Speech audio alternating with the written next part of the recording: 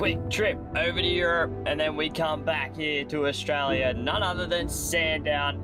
And what a way to kick off our third round of the Logitech Pro Invitational Qualifier Series. I am Jake Blackall. Joining me once again, the commentary with Stephen Sandman Clark and Jake Burton.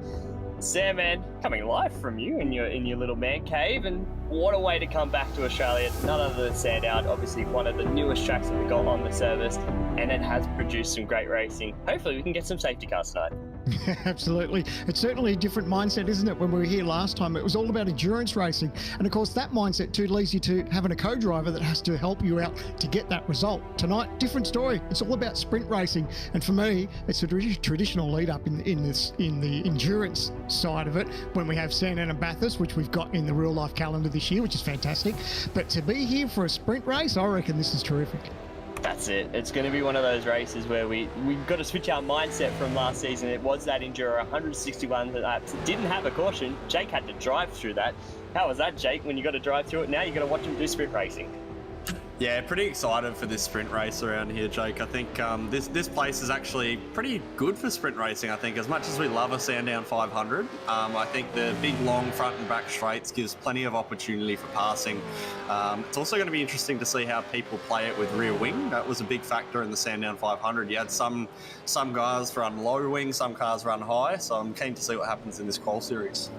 I think that's also going to be the case of who does what in qualifying, because it's so tight out there right now. The field is separated by nothing at the moment in practice there, man, and I feel like that's going to be the way it goes throughout the whole race. Only just over a tenth and a half separates the top 10 in practice. Top 20 separated by under half a second. It's brilliant, isn't it? It makes me think, thank goodness I'm here in the commentary box, because the pressure that these guys are under to get these times out. I mean, at the moment, they're probably breathing a sigh of relief because it's practice. It does take that pressure off. But as soon as it switches to qualifying, that mindset changes straight away for them. So they know that they really have to make it count. We talk about it each and every week as far as getting a banker down. So that'll be crucially important when you look at exactly how close these times are. Yeah, and like Jake said, I think sprint racing here, it's the perfect track for it. It's going to suit it really well. I think we're going to be in for a lot of action this week, especially after last week at Hockenheimring. What a race. Unfortunately, I wasn't here, but Lockie Mansell fielded perfectly for me, and what an event that was. Leonard and Rudd all the way down to the final end. And Jake, now you come here, you got to switch your mind from Hockenheim. Those two will be wanting to go at it again, but it's all about getting inside that top 20. And I feel like this race could throw off a lot of variables that you might have that could just plague you trying to make yourself locked into that top 20 before next week at Bathurst.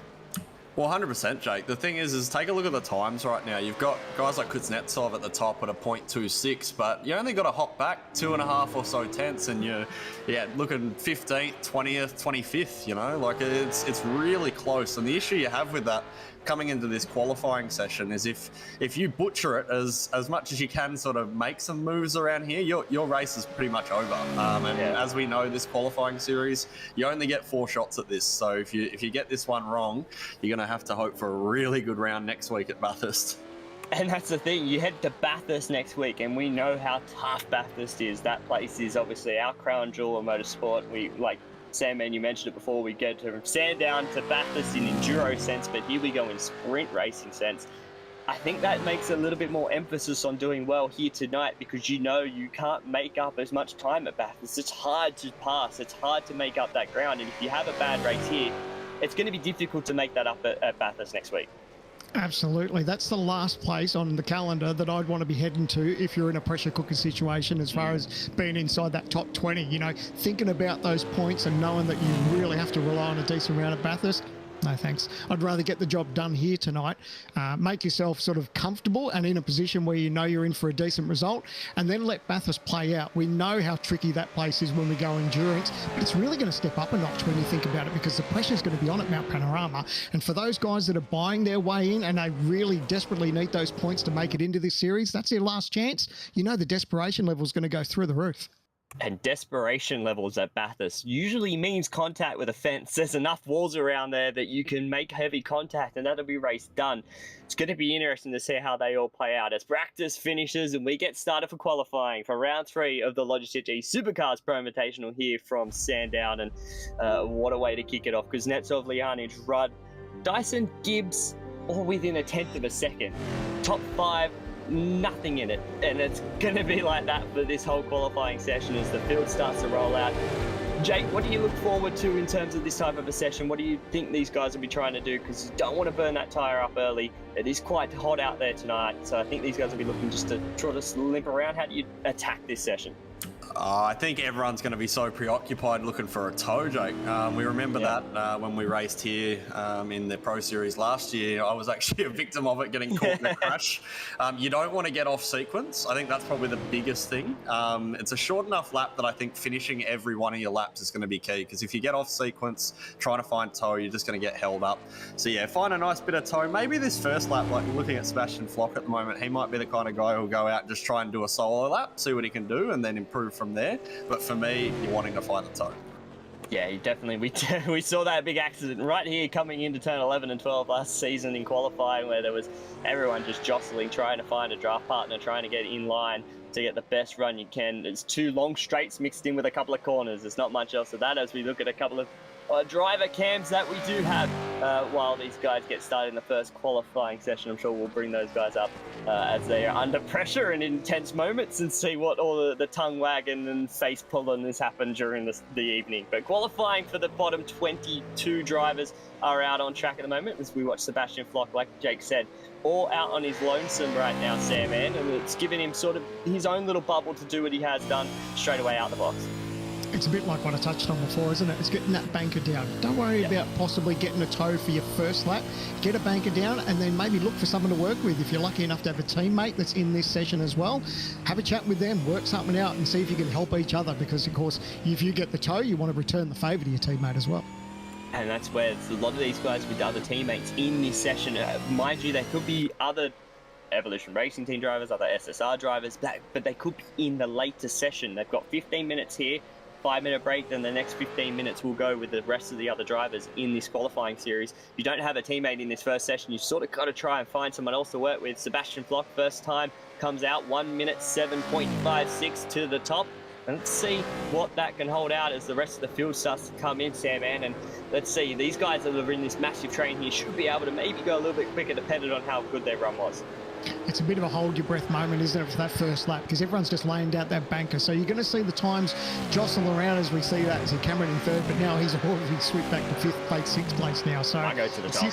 It's his first lap where these drivers are all putting in that banker, and then it's starting to switch on to speed after that. But yeah, like I said, Muggo gone to the top of the timesheets. We've seen that over the last couple of weeks, haven't we? That Muggo's very quick out of the box. We're just going to see if he can hang in there as the session goes on. Although last week he got basically fed out wide at turn 1 and it sort of plagued the rest of his night from there. It's one of those things he's got to try and stay out of the lap 1 carnage. It's so hard to do. You can qualify so far up the field. I'm sure you can testify to that, Jake. You can qualify anywhere and put yourself in a situation that is not of your own doing, but then it just hurts you for the whole night. That's it, and especially at a track like this, like the opening half of this lap here at Sandown is actually surprisingly tight. It almost has sort of a weird street circuity feel to it, especially when you get down to turns 2 and 3. You got this tight chicane, you got Armco barriers really close to the track. It's really easy to get yourself turned around, and then you got to wait for the whole field to pass to actually get yourself back sorted and back together. So obviously getting out in quali and making sure that you're in the non-carnage parts of the field is a really good place to start. But you know, Sandown can bring anything. Sandown can bring anything, and we've seen that all last season. We thought 161 laps, there will be a safety car. There wasn't. Maybe sprint racing, we might see a couple more times for that Aston Martin Logitech G safety car come out. But 4.5 gone in this opening session. Muggleton on top with Flockborg, Whiting, Johnston rounding out the top 5. A couple of guys off sequence right now, Sandman, just trying to see what they can do in terms of maybe their first lap gotten off track. There is obviously this massive run down the hill, 6, 7, 8, then into turn 9. You can easily get an off track there, cost your lap. And I feel like as well, you're not going to burn much of the tyre. I'm going to actually chuck back to Jake on this one. Can you actually get a second lap out here because of it's not high deg this track? Potentially. A big thing that's going to be a factor tonight is that track temp. We got a 48C track temp at the moment, so I would say that the odds are pretty much no. If you manage to ruin every one of your laps and it's sort of the only option you've got, you could definitely go for another one, and I'd definitely fuel the car to do that. But yeah, realistically, it's going to be first lap, especially with how tight these margins are. You know, even at the moment, and we've only had half the field run. It's only really half a second separating our top 10. So, and this is what we talked about before. That half a second could be plus or minus if you get a good enough toe lap, and these guys are all looking for it down that back straightaway, all of them on the left-hand side. Sandman, we don't want another incident like we had last time in qualifying, but these guys are already hunting for that lap after their opening laps. Absolutely. I think what you said before, you touched on that there are a couple of drivers that are out of sync. So it's probably worked out nicely that they were able to take their time down that back straight. They're all obviously checking out their relatives too, because they don't want to hold or impede anyone. That could obviously lead into a penalty too. So yeah, these all guys now, they're all looking to get a draft off each other. So no, it's it's off now into the distance and see what they can do. Yeah, the start of their second flying laps for a lot of these guys. I think that was Zachary Hanlon, then improved up to P number 12. Moved himself just outside that top 10, but this will be the group that we watch on. A couple of quick guys in Italiancic is obviously leading this field through the opening sector of that. Damien Johnstone is also amongst that.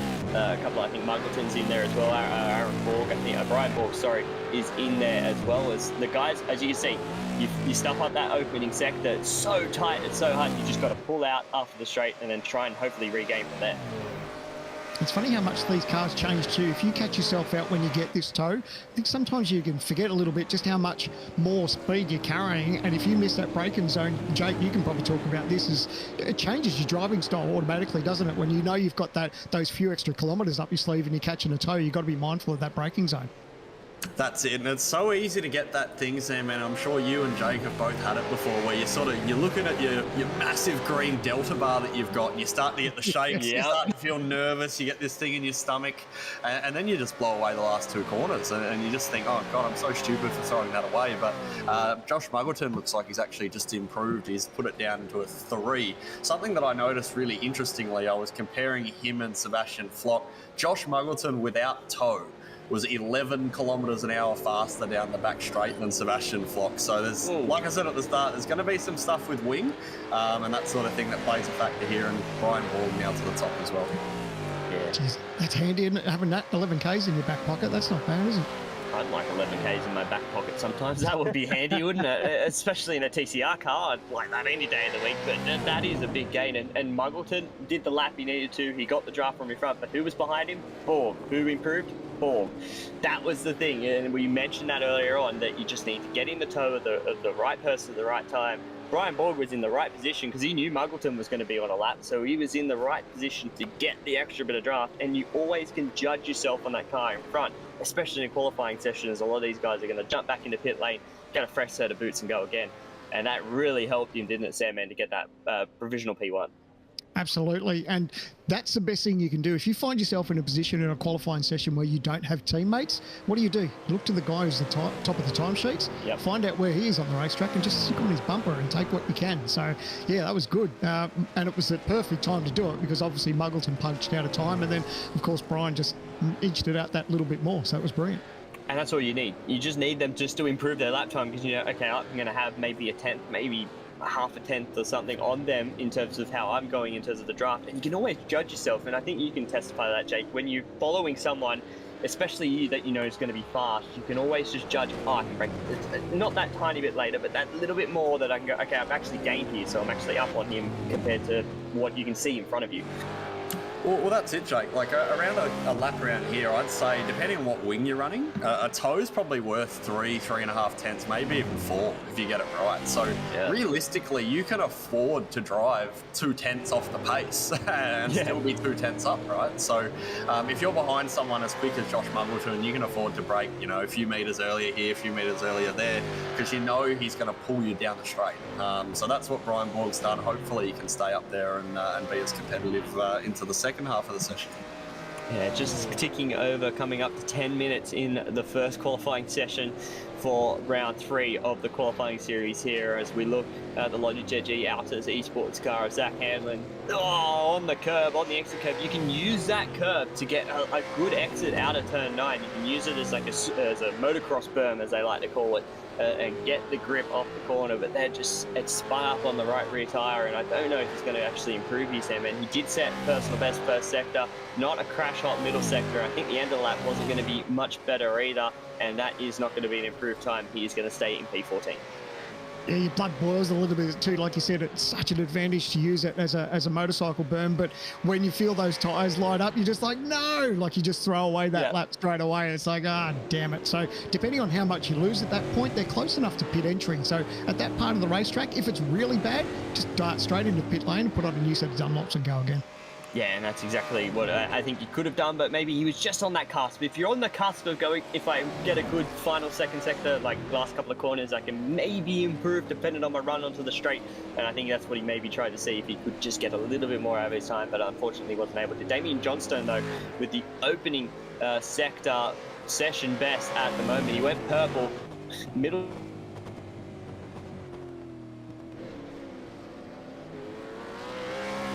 sector, not that crash hot though, so the top at the moment. Let's see what he can finish up this lap. Good exit out of turn number 13 down the front straight. It's a personal best for him. Is that going to be improvement? It is. P2 for Damien Johnstone, 400ths off the top spot at the moment. It's getting close up there, Sam, man. Yeah, it's crazy close.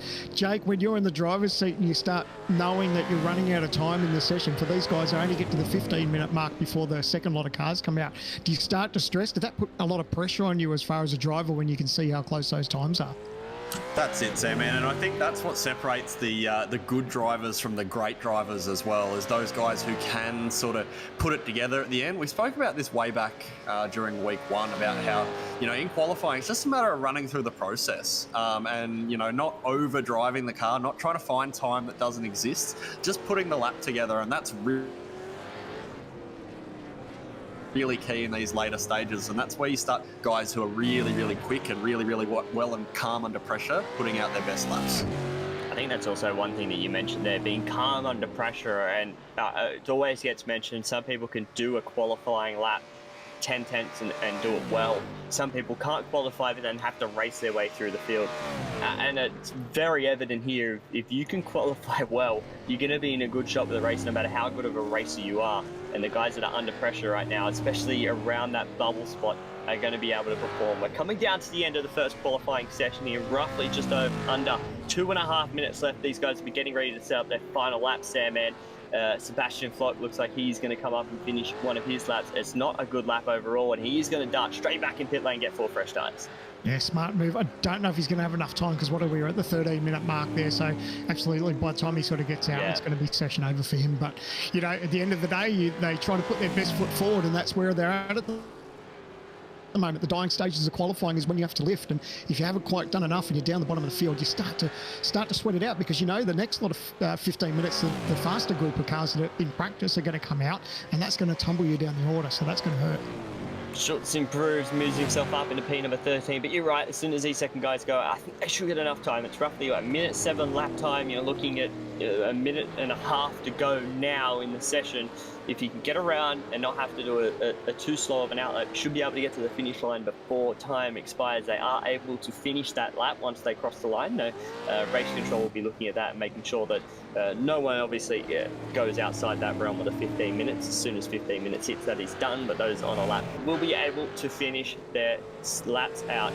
As Vicock right now, let's see what he can do. Currently in the draft of Damien Johnstone, they are going to set up to get ready for this lap.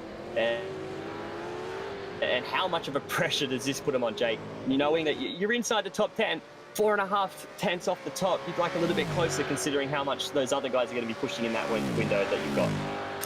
Yeah, well, that's it. It is pressure cooker stuff, because the thing is you've got to almost assume that if you're 10th, you're going to be 25th, right? Yeah. Because you know that you've got a really elite crew of drivers coming up in this next session. You've got to plan for the worst, which is to say that basically, you're going to assume all of them are going to out-qualify you. So really, if you're in this first session, provisional pole is the only thing that's really acceptable.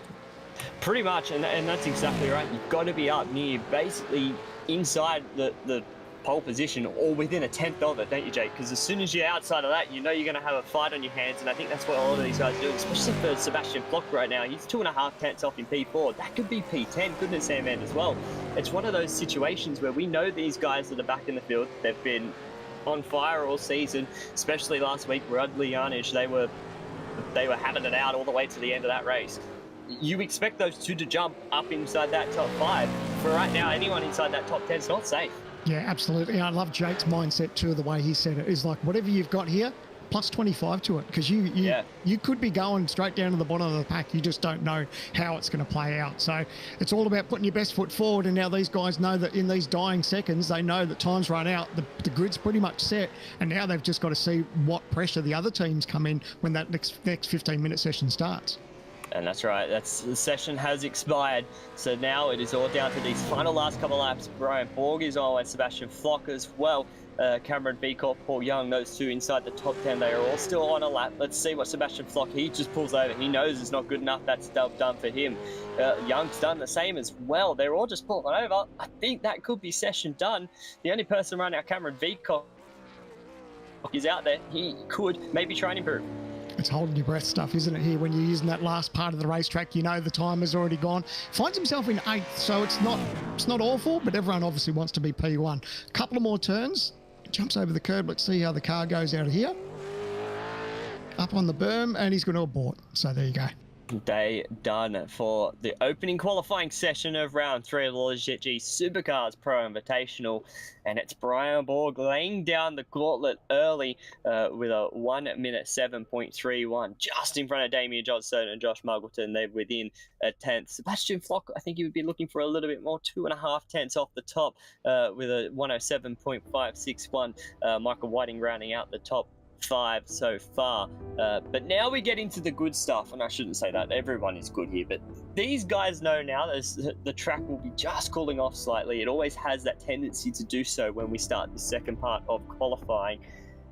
These guys are going to be quick, and now it's to see if they can get the laps in. We saw a couple of people have to go for another lap and know that they didn't get their banker in and have to push it. That second lap, it has come down a degree, mind you, the track temp at the moment.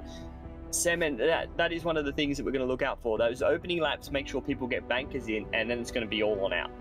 Yeah, absolutely. I'm curious to get Jake's take too, as far as when you're in those dying sessions of the qualifying session, and you know that you probably can get one more run in. When you fire back to pit lane, you put on a fresh set of Dunlops. How much hurt, I guess, around here do you put into those tyres when you're trying desperately to get to the start-finish line before the session finishes?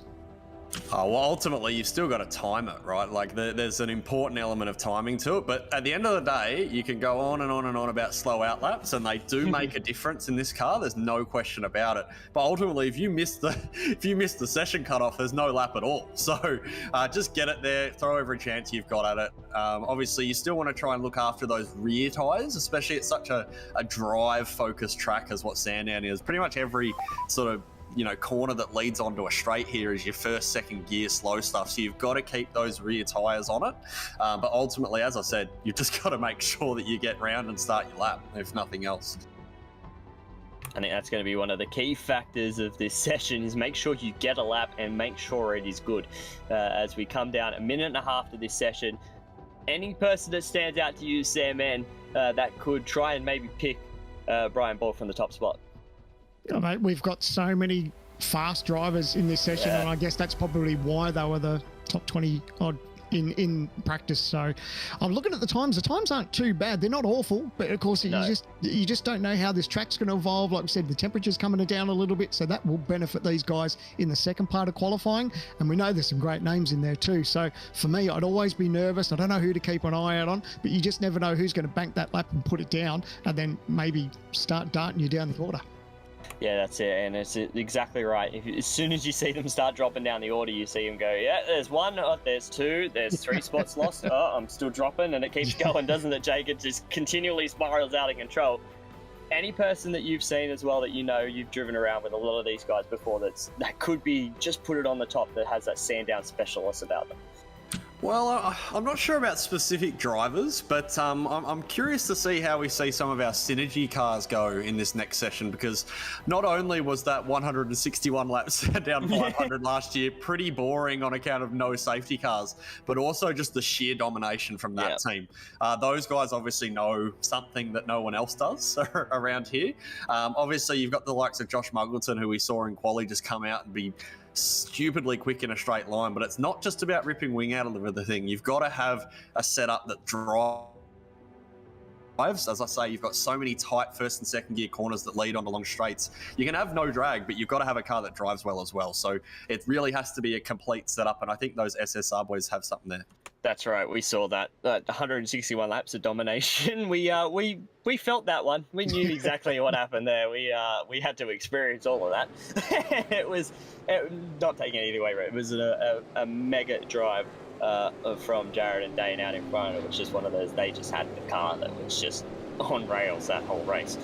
So definitely right about that. Those SSR cars will be quick. We'll be sure to watch them out. As out comes the field of the second qualifying session here for round 3 of the championship, and let's see what these guys have got.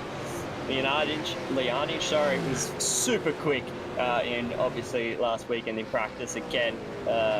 Obviously, unfortunately, wasn't able to take the victory as we ride on board with him. All getting set. It's a young star, and he's showing these boys what he can do.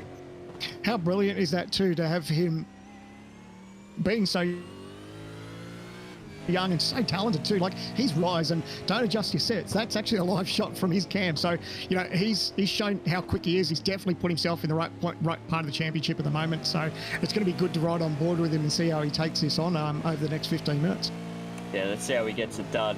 15 minutes all on the line for all these guys now in the final session for today. And let's see who starts to light them up. They've all got draft, which is quite interesting to see, isn't it, Jake? They've all decided to, no one sort of skipped away. They all wanted to play, let's group up and go. Well, that's it, Jake. Like I said, you're not going to turn down a free 3.5 tenths. So, yeah, everyone's out there trying to get it. Just got to make sure they stay on sequence and put the rest of the lap together. Sandman alluded to this earlier, but, you know, you've got cars in front of you. You can't see your apexes quite as well. You're going to get a little bit of aero push as you come through 6. You're going to be, you know, trying to pull the car up from a few Ks faster in every braking zone. It is not an easy 3.5 tenths to get. So keen to see how these guys put it together for the rest of this session. Especially the opening laps. That opening lap session, you've had a 15-20 minute break maybe from practice. You're not sort of clipped in straight away into the car as soon as you get back in. Yes, these guys do multiple laps, many laps from the session. But it's that one time where you go, okay, I've just had 20 minutes, and you've got to get back into it and go and push out a quality lap. Sometimes you just need that lap or two in the car to set yourself up. Hayden Bell does it straight to the top. Neither does Rick Kuznetsov. He betters in Dylan Ashire as well. He goes P number 2 as the times start to tumble. And we said it, Muggleton was 3rd. He's now 8th. And those guys in the top 10 are now outside of it as the field has set it up. A light. Brian Lianic went into P6. Sean McNamara into 7th as these guys just set it straight away, Sandman, from the word go. You can almost hear the sigh of relief from those drivers because they know that they've put in that banker and it's put them there or thereabouts for that first lap.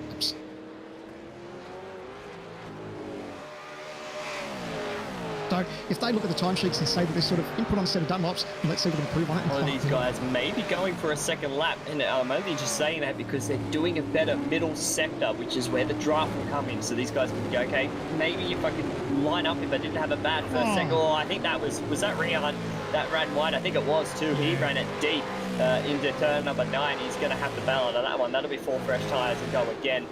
Next set, but let's see if anyone decides to finish off the second lap. I think no one is, because I see a lot of people coming into pit lane. Yeah, I was looking at the timesheets and it's all going up orange. Yep. In. So it's like, yep.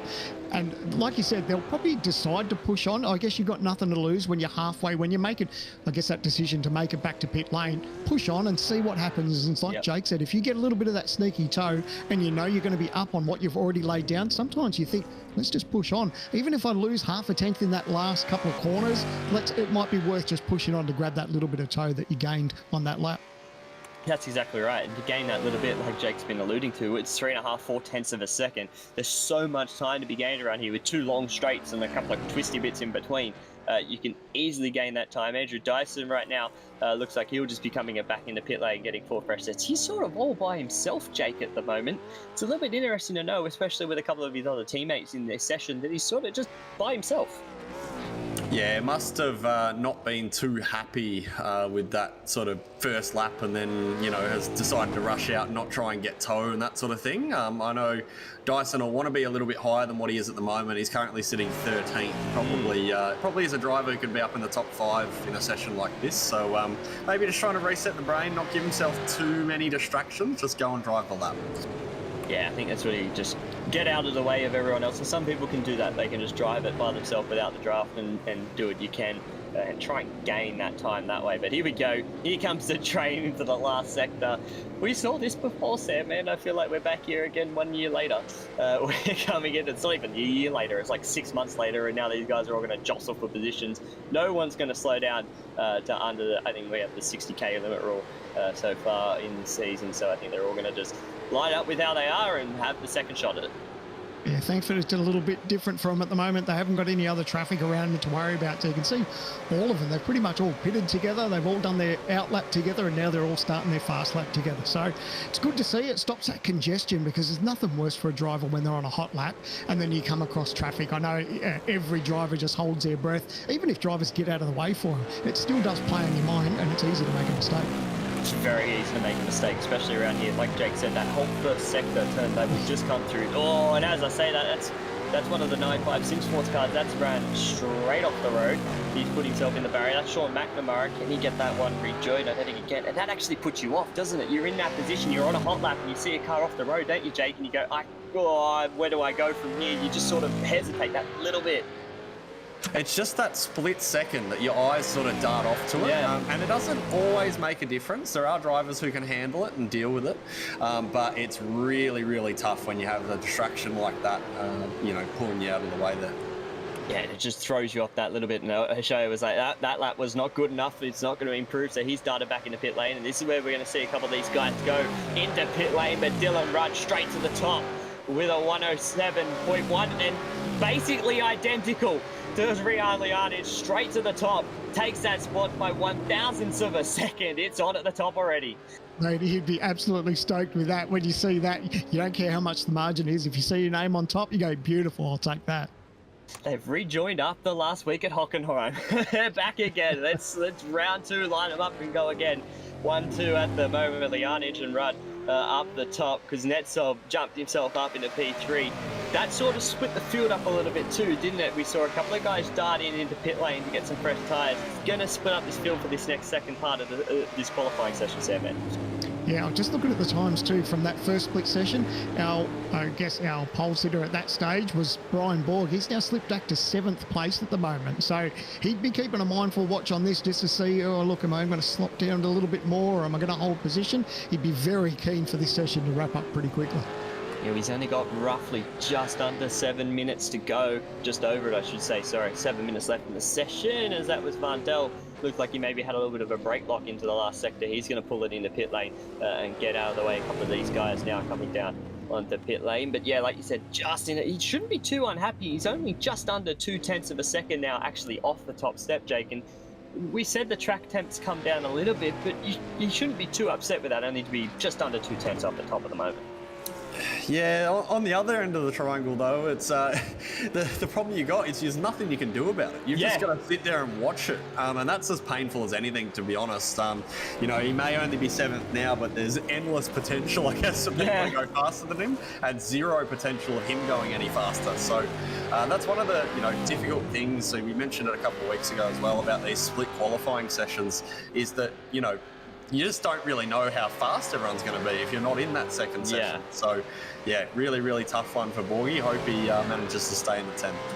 And that's also right. It could play on your mental a little bit of going, maybe I could have gained a 10th too because of the track cooling off, or I can have a better lap here and it move me up a little bit further. But he's just going to sit and watch everything drop. So it puts him in that position where he's just going to sit there, and he's currently fighting to hold on to that P number 10 and inside that top 10, in P number 7 as we look at these guys coming around, as we look at Andrew Dyson. He's getting set to start another lap. He's just come out of pit lane into turn number 1 and just rolling around to get those tyres set up. Ashaya was on a lap, but he is actually aborted that lap, Sam, and brought it down the pit lane from P number 4 so far. So a couple of these guys get set for their 3rd fast lap. Interested that Dyson is all by himself, whether he just wants that track space around him. I don't know what the way mindset is, but it's interesting to see him just not really sort of chasing anyone to help him at the moment. Does that strike you as a little bit strange, Jake, from a driver's point of view?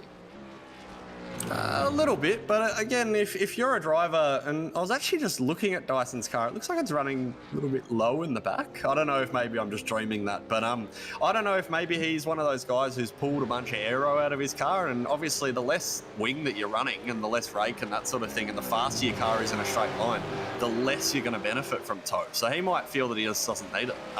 But again, I think honestly it's just, you know, a distraction sometimes. It is definitely beneficial for you, but if you're trying to find maybe half a tenth or a tenth, you might not find it with toe.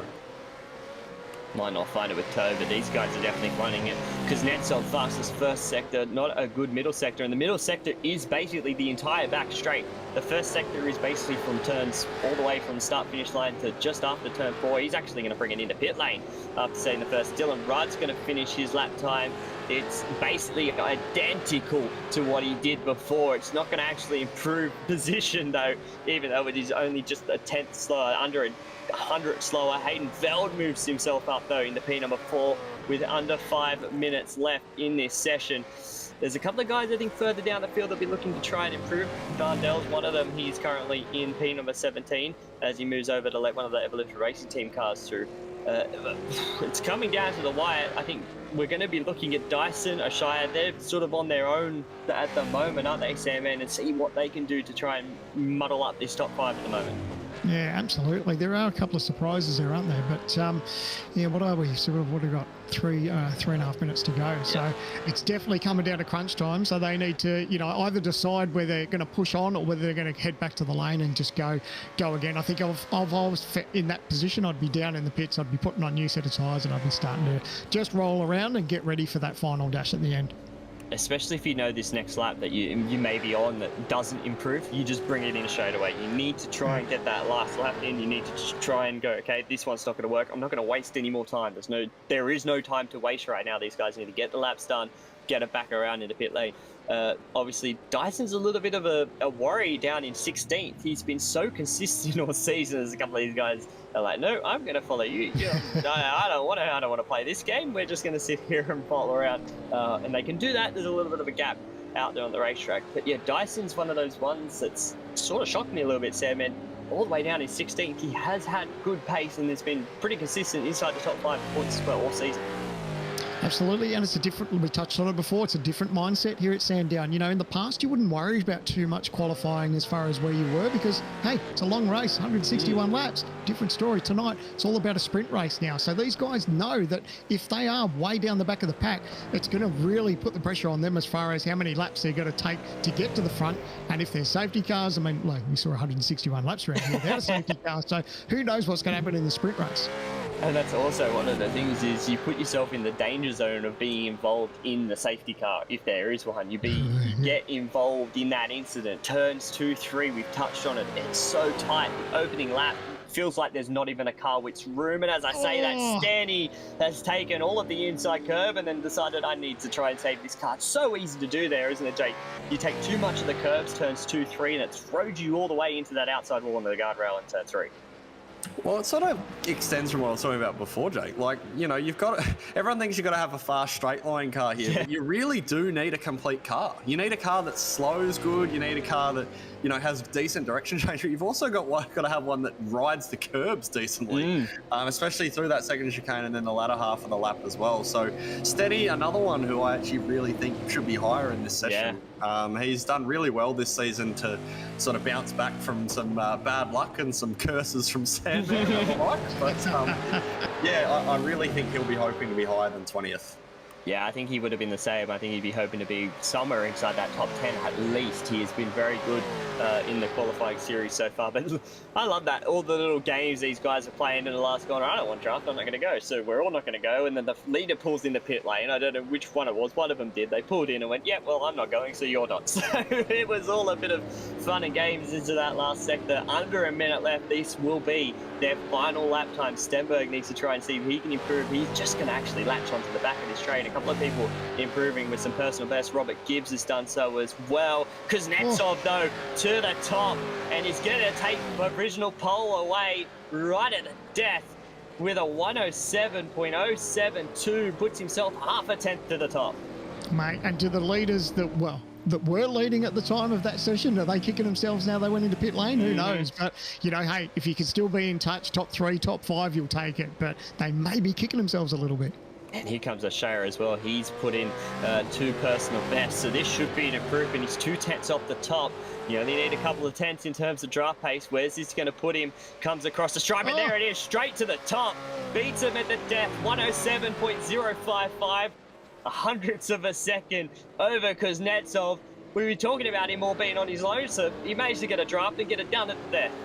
Yeah, that's pretty cool to watch. Like you said, to do it by yourself and then to get the job done. I love this, the violent flashing of lights. Dyson there, he's crumpled to the 11th place. But yeah, that was a brilliant job and got on top of the timesheets, but still a couple of cars to go. Still a couple of cars to finish up that. Gibbs with the light flashing. Not going sideways from Ratu. That slap's going to be done. Yep. That's going to be straight in the pit lane and day done for that. Dyson did improve. We're saying he was down in 16th, hovering around there. He improved to 11th. I don't think that'll be enough. Hayden Feld's on a lap, but I think, yeah, that one started. He's not taking that Haas. That definitely is a slow roll down 6, 7, and 8 down the hill. And lets it up on the rallycross berm, as we call, and lets it a bit sideways. Hayden Feld should be happy with a P number 5 from the XSR car, but Shire straight at the death gets the job done, and I think that will be the end of the session. What a session at the end, Seb.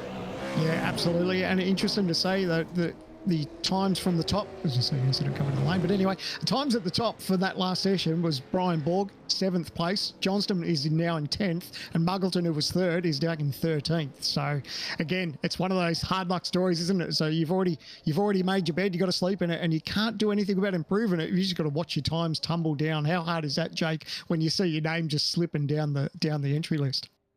Yeah, and I feel so bad for Muggo because that happened to him in the first round as well, if you remember. Yes. And that's the problem. Like, you keep having this happen. You're sort of stuck in this cycle of being just outside the points in the championship. So then you get smacked down with that rough qualifying again. But I guess now, if you're not one of those cars in the top 10, you rip every degree of wing out of it and just see what you can do with it. May as well. You got nothing to lose, don't you? Especially when you're a little bit further in the pack. As we look at that grid lineup, Dylan O'Shea takes the pole position for round 3 of the Logitech G Supercars Pro Invitational. Rick Kuznetsov will line up alongside Richard Lianich will roll off row 2 with Dylan Rudd alongside the Hockenheim battle. May resume from row 2. Hayden Veld, Bradley Ratu, Brian Borg, Robert Gibbs, Sebastian Bundell, and Damien Johnstone round out that top 10. Andrew Dyson, just on the outside with Sean McNamara rounding out row number 6 with Josh Muggleton, who we just touched on. I think he may be taking a little bit more wing out of it and trying to get maybe 12 to 13 Ks out of it. Angus, Kins, Mitchison, Ladder, Freeman, Island, and Flock round out the top 20. The rest of the drivers on your screen. As you touched on, Sam Ed, maybe it is time to make a little adjustment and try and take some wing out for some of these guys further down the pack. Don't have a lot of time to get the job done.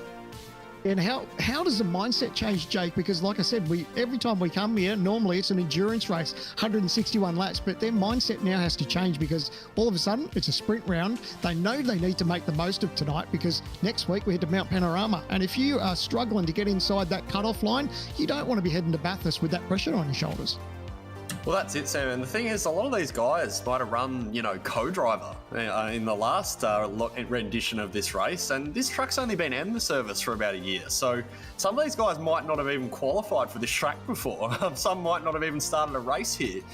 So I think, it's just a matter of thinking, all right, I need to be in that top 10, top 15 and just stay out of trouble. I think that's going to be the key to this one. And is there excitement as far as this being a sprint round? Because like I said, it's totally different. You worry about 161 laps. You don't care about qualifying. You've got to rely on a co-driver. But when it's a sprint race, do these guys get excited about the opportunity to do a sprint round around Sandown? Oh, no question about it. I think, one of my favourite things about watching this track back in the day in the real supercars was the fact that, they used to do the co-driver sprint race as part of qualifying, and it was so awesome to watch. So there'll be a bit of that for these guys. But the other thing is, it's still a 65-lap race. It is actually quite a long race, 2 pit stops to worry about. So, definitely a fun sprint race, but you still got to keep your head screwed on. I think that's one thing we've got to keep in fact is it is 65 laps around here, but that will go quick, roughly a minute, just over a minute 10 a lap, or just under, a minute 10 a lap time. It will go fast. Shire Kuznetsov on that front row.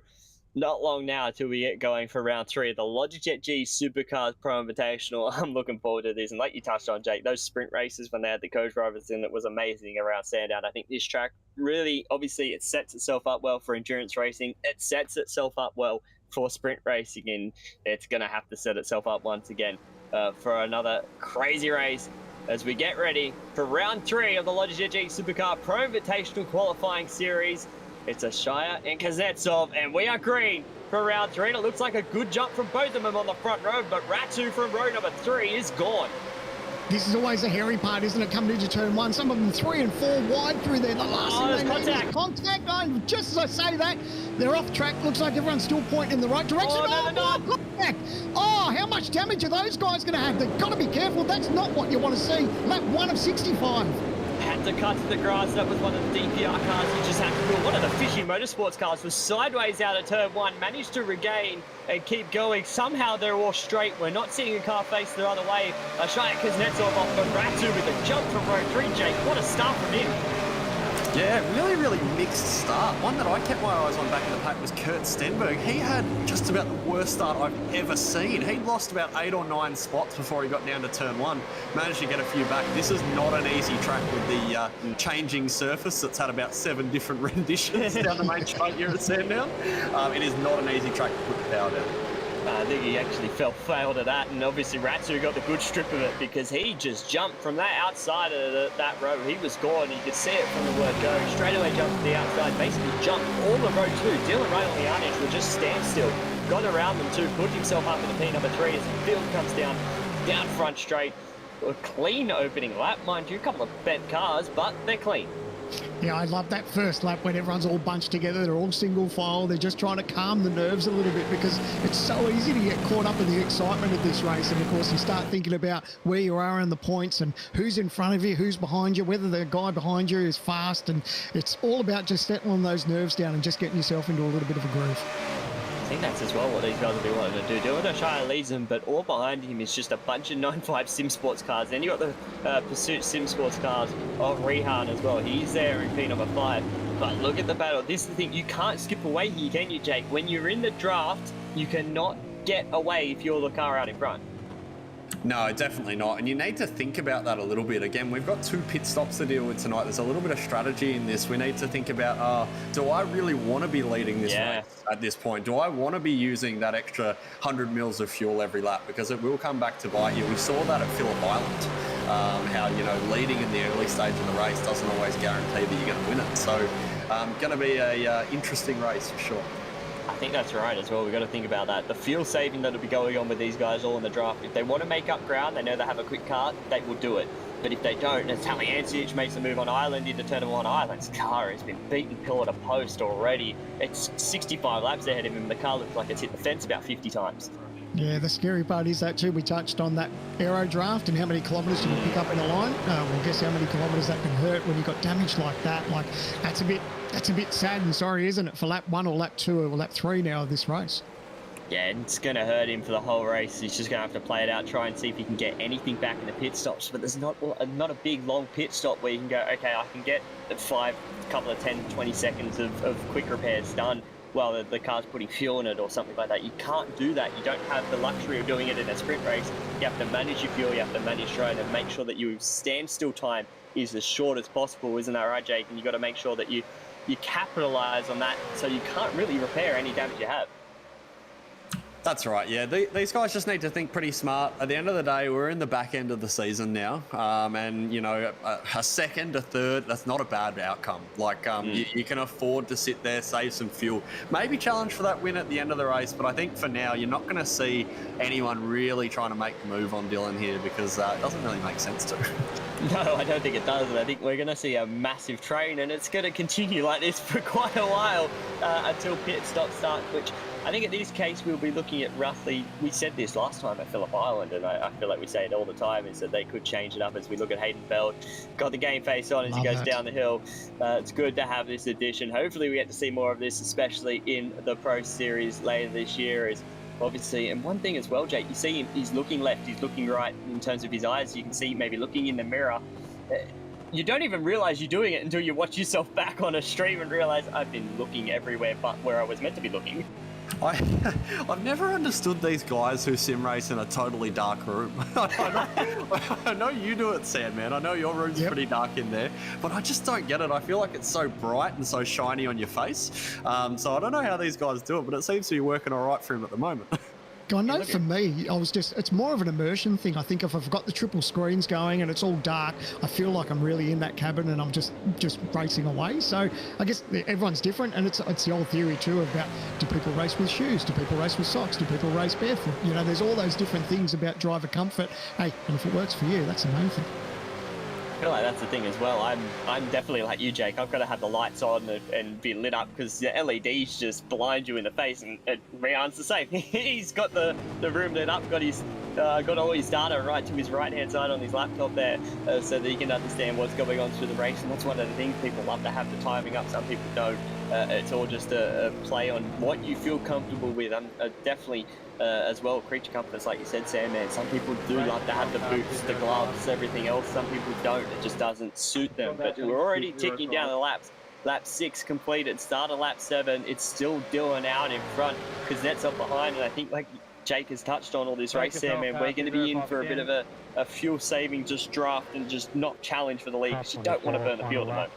Absolutely. It's like a big game of chess now, isn't it? And for these guys up front, if what they want to do is just hit their marks, see that they're in touch with everyone around them, and what you want to do ideally is see whoever's behind you getting smaller in the rear view mirror. So, and these guys, it's all about just hitting their marks and just watching those laps, and then just thinking about, right, we know our pit stop's going to be at whatever lap that they're thinking. Of course, that can all change with the safety car, whether that happens or not, but I do love that they're just sort of getting into a rhythm now, hitting their marks, and just starting to think about that race and how they think it may play out. And that's sort of the part of the race now. Oh, as it looked like there was an inside front lock down into Danny Lock. I think it was Rehan. He is dropping down the order. He has made a mistake. No. Oh no, he's in the fence. Something happened. I think he brake locked and ran a little bit wide. He may have got a touch from the rear. He's just trying to regain, get the car back going. He's done a good job. Now he's just going to set up the nerves and get back out there. He dropped down to P number 26, make that 27 as Island goes around. He's just going to have to see what he can gain back. We'll get a replay up of that as soon as we can, but he's pretty calm there. I would have been throwing everything out the window, but he's straight back in the rhythm and off he goes. And it's so important to keep his nerve. He did the right thing because he knows he's had a good couple of rounds. He's got points up in his back pocket, so he doesn't have to stress it. All he's done, he's got, right, he's had a little bit of a moment. Oh, he's just got up on that ripple strip. Oh, did he get help? Yes, he did.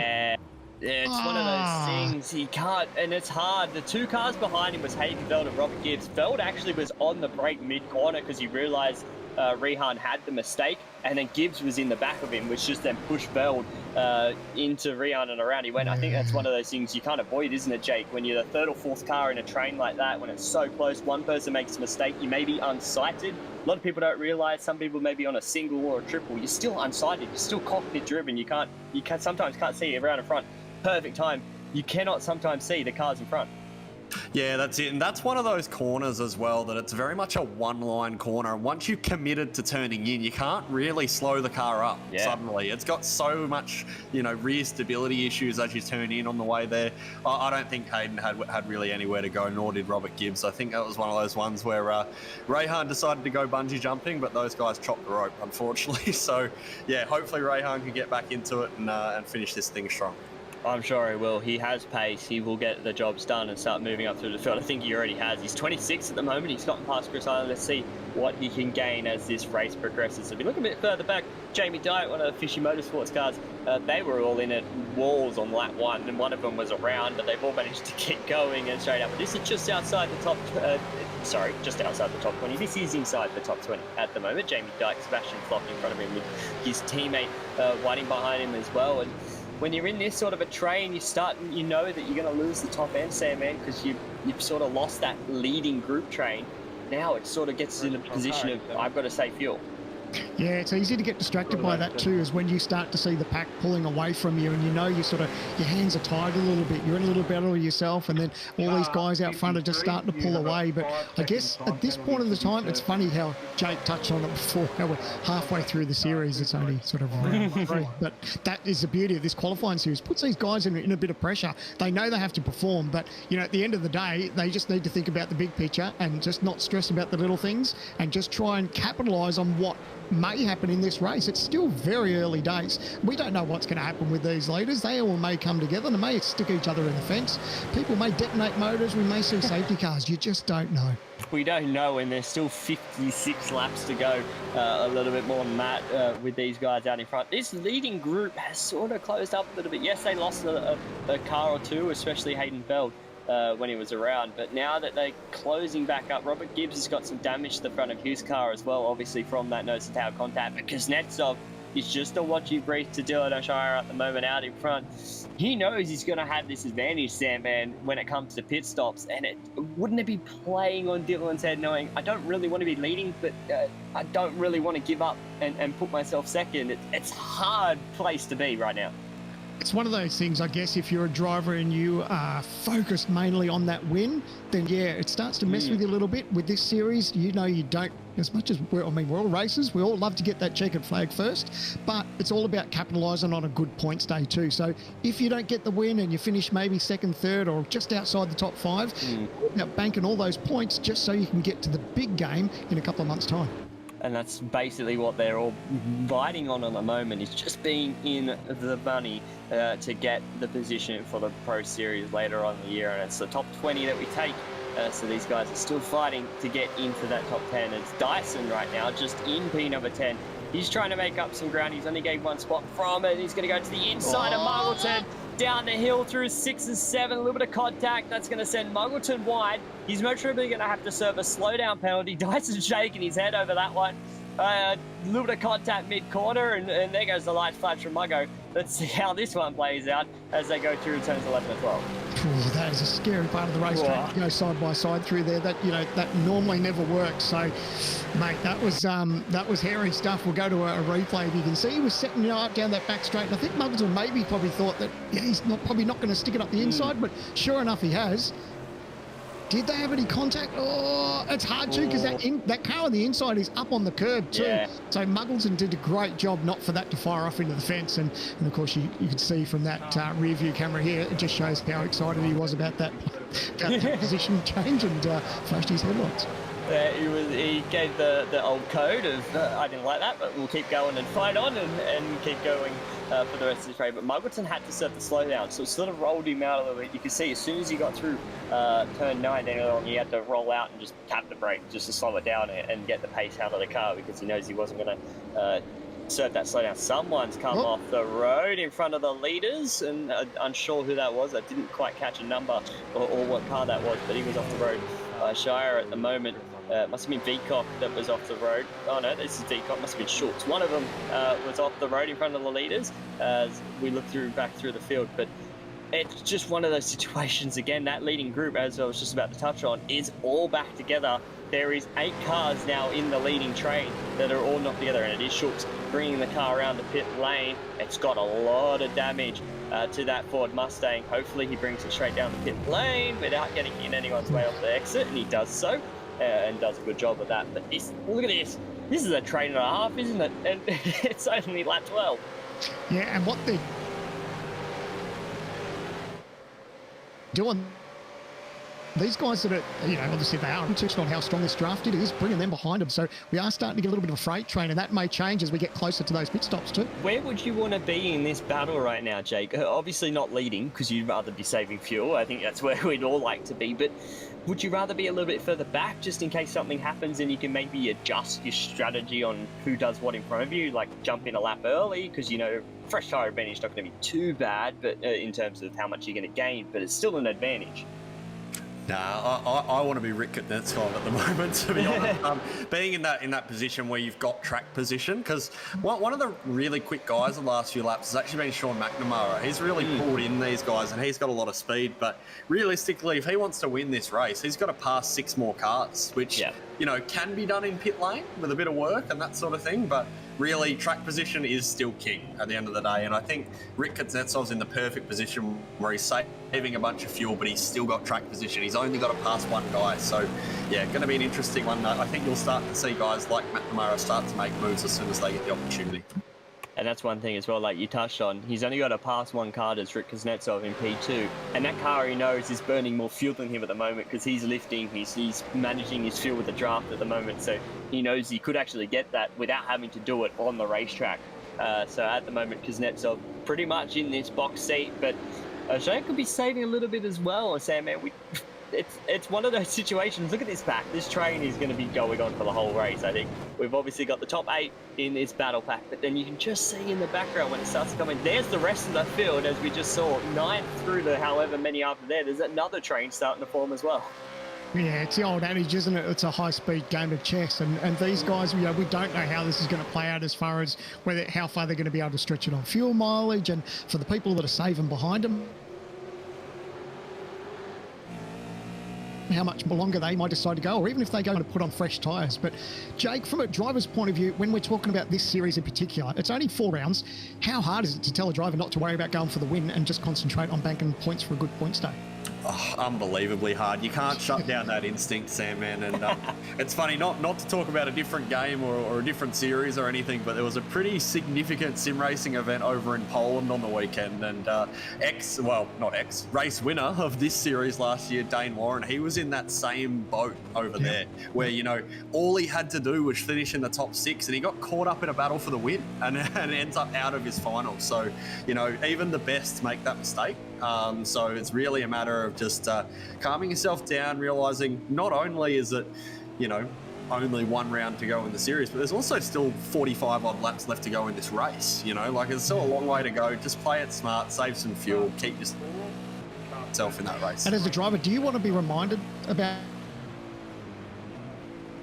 not going for the win, or alone because in the back of your mind what the big picture is? I think it depends on the driver, to be honest. Like for me, I like to have someone control my emotions a bit for me. Those scenarios where I'm in Supercars E Series or something like that, and I have a professional race engineer, one of those people who knows how to calm people down.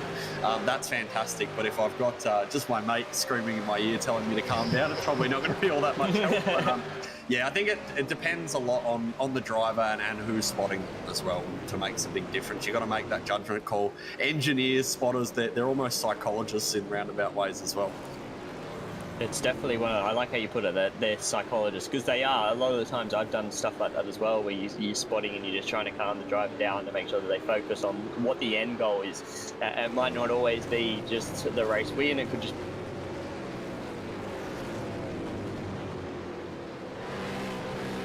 be picking up points, like especially in this championship at the moment, looking them to it where I just unplug it and go, no, screw you, I'm going to do what I want to do.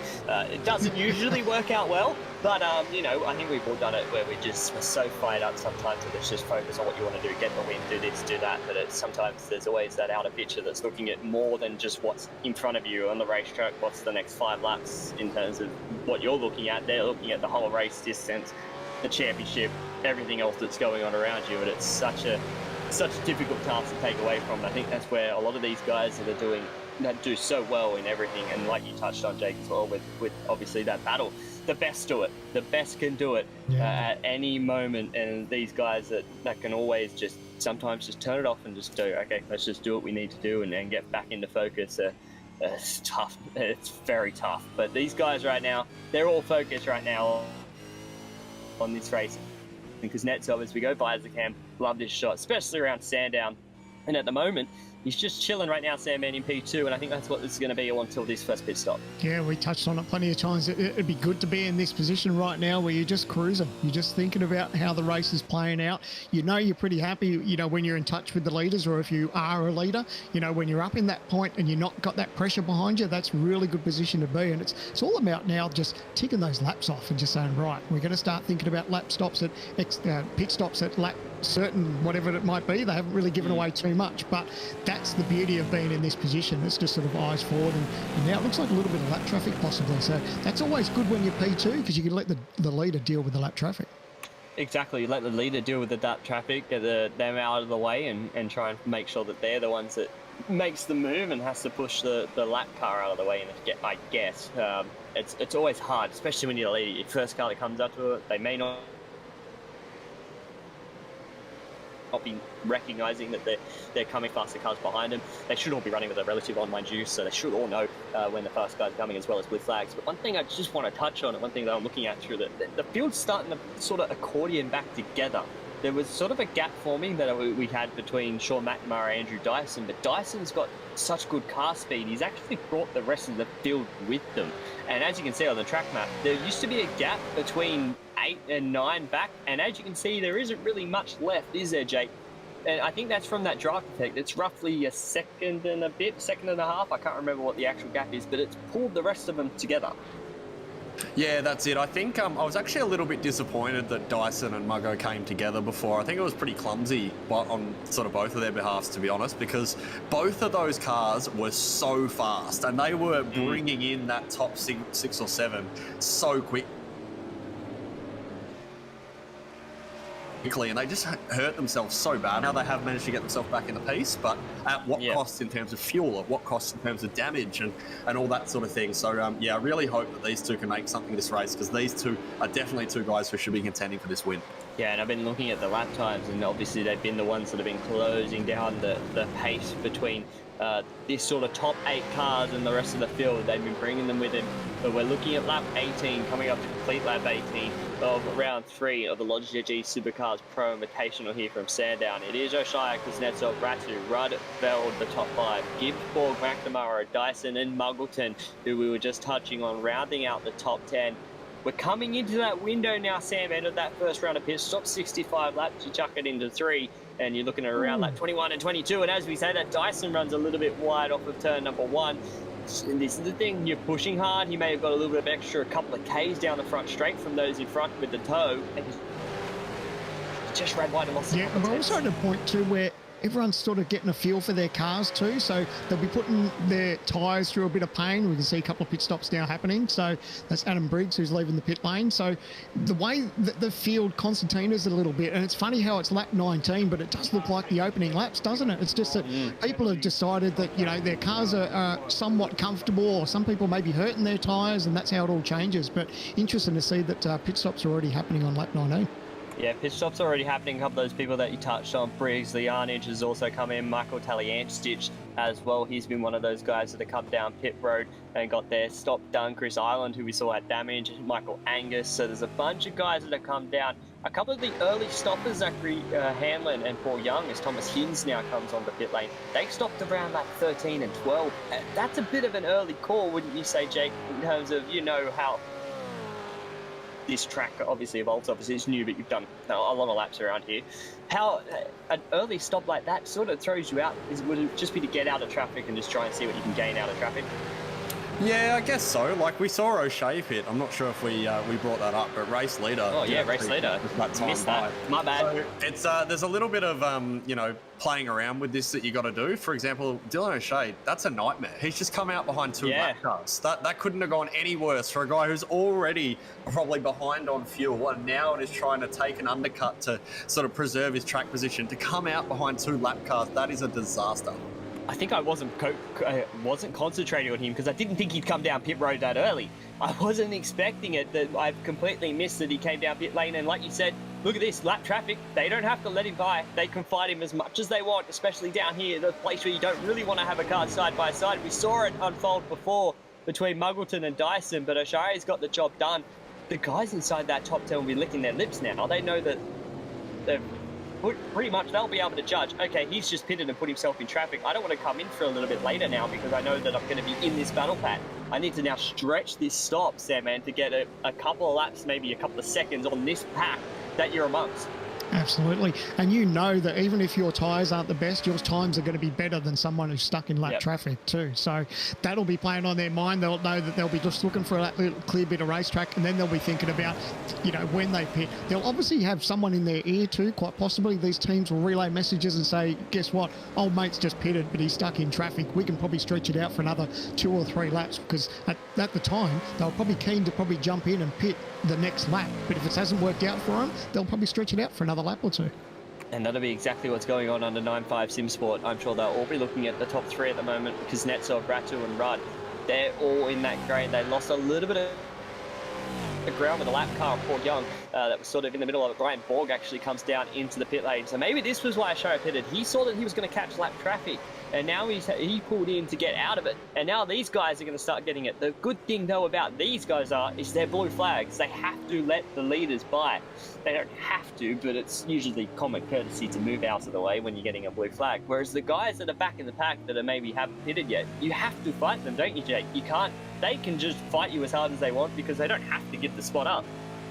Yeah, and to be honest, like as much as it's frustrating when you come up on a car that's off sequence to you, you know, like you say, they don't have to get out of the way. I remember racing in another series last year, and I came out, I was fighting for the lead, and I came out behind Madison Down, who had done some ridiculous strategy to end up where he was. And he told me after the race, he said, I ruined your race, but I did it because I could, you know? Yeah. Like, why not? So, yeah, that's the risk you take by sort of going on or pitting early, but I think ultimately it's going to pay off better for the likes of Rick than it has for Dylan O'Shea.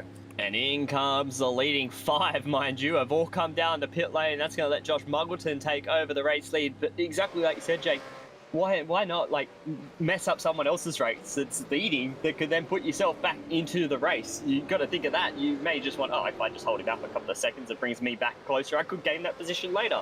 It's always the case. You just got to be mindful of that. And I think that's where these guys have all jumped in. Here comes Dylan O'Shea around the last corner right now. All the top 5 all down onto pit lane. They're all exiting now. Will Dylan O'Shea get... I don't think he's going to get many of them, Sandman. I think he's going to slot in just behind Kuznetsov, but let's see.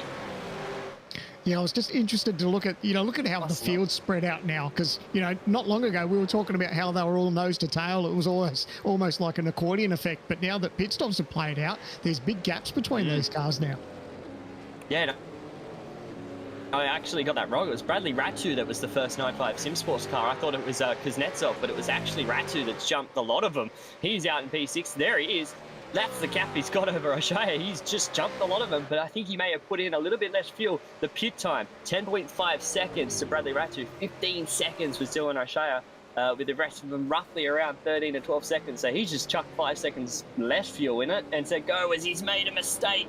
Down at turn 9 as the other cars start to come down. That's Bradley Frid and Sebastian Flock inside that top 5. They've come down on the pit lane as pretty much nearly the entire field has served their first stop. I think I like the strategy of Muggleton at the moment. He's just trying to push on to try and see, because at the time of pit stops when they started, they were all starting to be a little bit nose to tail. So he's probably thinking he's at a point where he can stretch it out for another lap or two. But I guess it's that danger zone, isn't it, where you don't want to leave it too long where the guys behind you have got fresh tyres. I guess that'd be mindful, playing back in his mind, wouldn't it, Jake? As far as not going too long, old brother. That's the thing. And the other thing for Josh Muggleton is around the time that the Dyson thing happened, he actually was starting to make a few mistakes. I think he'd melted the tyres off that thing a little bit. So a good strategy, sometimes as silly as this sounds, if you do melt the tyres, go long, because you've already killed that stint. That tyre's already got the best going out of it, and you want to minimise the chance of happening again. So you can shorten your later stints as a result. And at the end of the day, Muggo's probably seen, and he's probably had the likes of Richard Hampstead, Brady Myers in his ear, tell him about all the mess coming out of pit lane. Just stay out, get some clear track, and see what happens later in this race. I think that's exactly what he's doing. He's just plugging away out in front. He's not losing too much time. He is losing time in terms of lap time, but he's just going to open it up. He took a lot of turn 2 curb on the inside there. He's pushing on, but I think that you can see the tyres about as Kurtz.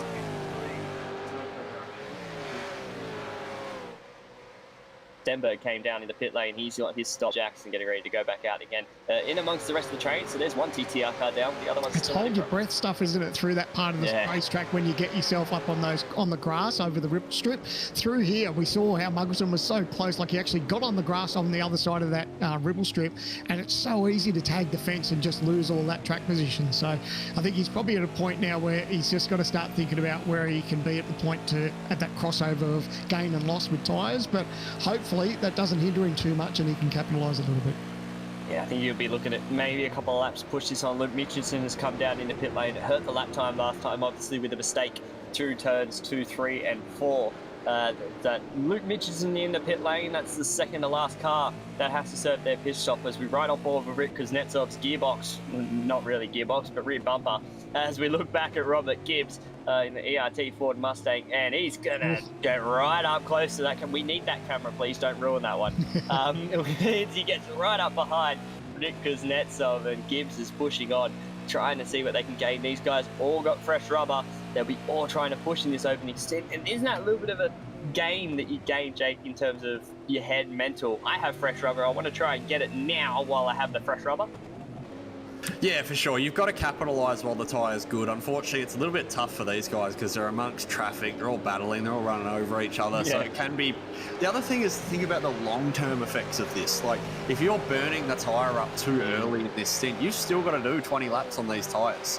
And a track that requires so much drive, so much traction, and I think we've just seen Muggo come down in the pits as well. So, yeah, you've really got to think long-term about these tyres. That's something that Muggo's going to benefit from now because he's got so many less laps to do on these things to the end of the race.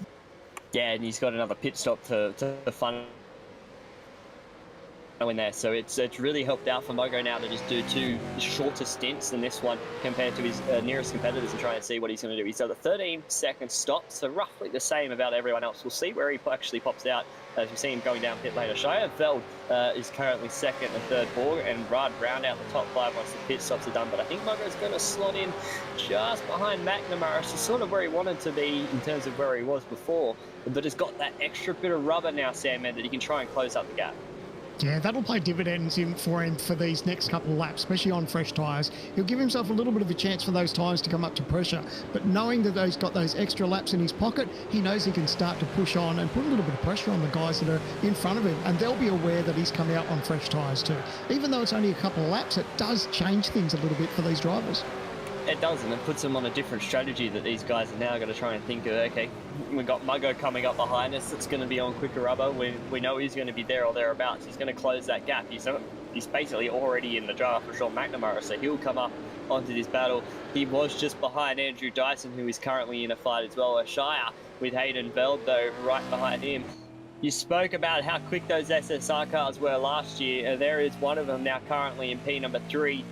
Will he try and get this one done? He's got to try and get the time up, doesn't he, Jake, to catch up to Ratu, who's currently got a 3-second gap.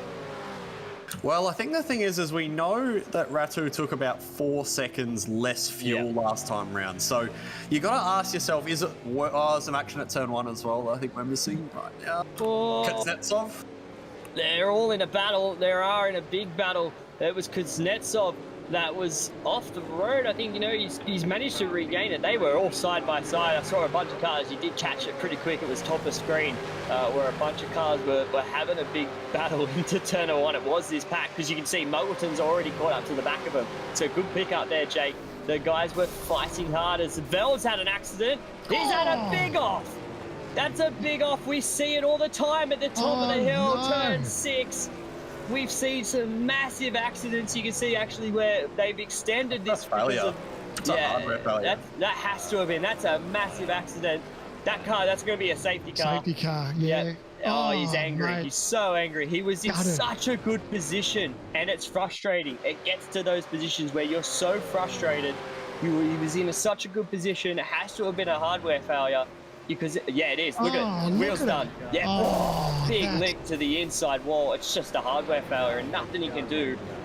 The amount of accidents we've seen, you can see he's gutted because he knows that was out of his control. There was nothing he could do, Sandman. It's just, it happens. This is our technical failure in our sport. Yeah, it just happens. Oh, it's that 20-cent part we speak about, isn't it? Like, that's heartbreaking. When you make a mistake, as much as it pains you, you can take it on board and process it. But when it's totally out of your hands, you're just like, what the heck? Like, it just throws your night into disarray. And now all he's thinking about is, man, I had a really good night going, had a good chance and a good handful of points. And now, unfortunately, it's all gone south and we see the safety car heading on track. Yeah, safety car coming out it's such a big accident at the top of the hill. And you can't do anything. Like you said, Sam, man, it's one of those things when you mentally make a little error, you go, I made that, hand up. Yeah. I did that. When it's something you can't control and you're in such a good position, you can tell how frustrated he was. You get so frustrated because you know, why? Why did that have to happen there? Why was that on me this week? Like, why did it have to fail? What actually happened? Because now you got to deduce what happened can I actually fix it? Because if it happens again and again, or if something's actually broken in terms of your hardware, you may be out for a week or two. We know how long sometimes it gets to get some of these actual physical rigs and parts and wheels and everything like that. As we look at Visor Cam, this is going to be a big shunt. Yeah, hold your breath here. He's just a passenger. Bang, straight into the fence. Lucky not to get collected by any other cars there. Yeah. But, that's just a night over. That's just heartbreaking. I mean, I had a hardware failure a couple of weeks back. I broke a throttle, and it was just like, all right, well, now I'm sort of $1,500 out of pocket now, because I've got to order new pedals. I'm going to be out of the sim for probably a week or two, depending on how long it takes for freight. And yeah, hopefully he hasn't damaged any hardware. Hopefully it might have just had a bit of a heart attack in the background and died for him. So hopefully it's not going to cost him too much as far as repairing it. And that's exactly, it happens. It's one of those things, and especially with the quick turnaround of this championship, next week's the next round. So hopefully, fingers crossed for Hayden, it is just the odd software malfunction where it just decides to disconnect and then reconnect a little bit later, and there's just not much you can do about it. Let's see if we can maybe try and grab him. Whether he even wants to be grabbed, he may be a little bit under the weather, but it's one of those things where it just happens and not much you can do. And Jake, has it happened to you? Have you had any times where it's just one of those freak things that just goes wrong? Yeah, of course. It happens a lot, especially when you're relatively new to sim racing and you've got sort of cheaper gear or second-hand gear and that sort of thing. It can happen. And obviously this track as well is one of the worst tracks that you're going to have in one of the worst spots to have that kind of failure. It's so unfortunate. Really, really hope it doesn't affect this championship too bad, and might be a good opportunity to ask Logitech if they want to maybe help a guy out with some new hardware. Yeah, depending on what he's got, he may need a little bit of hardware after this.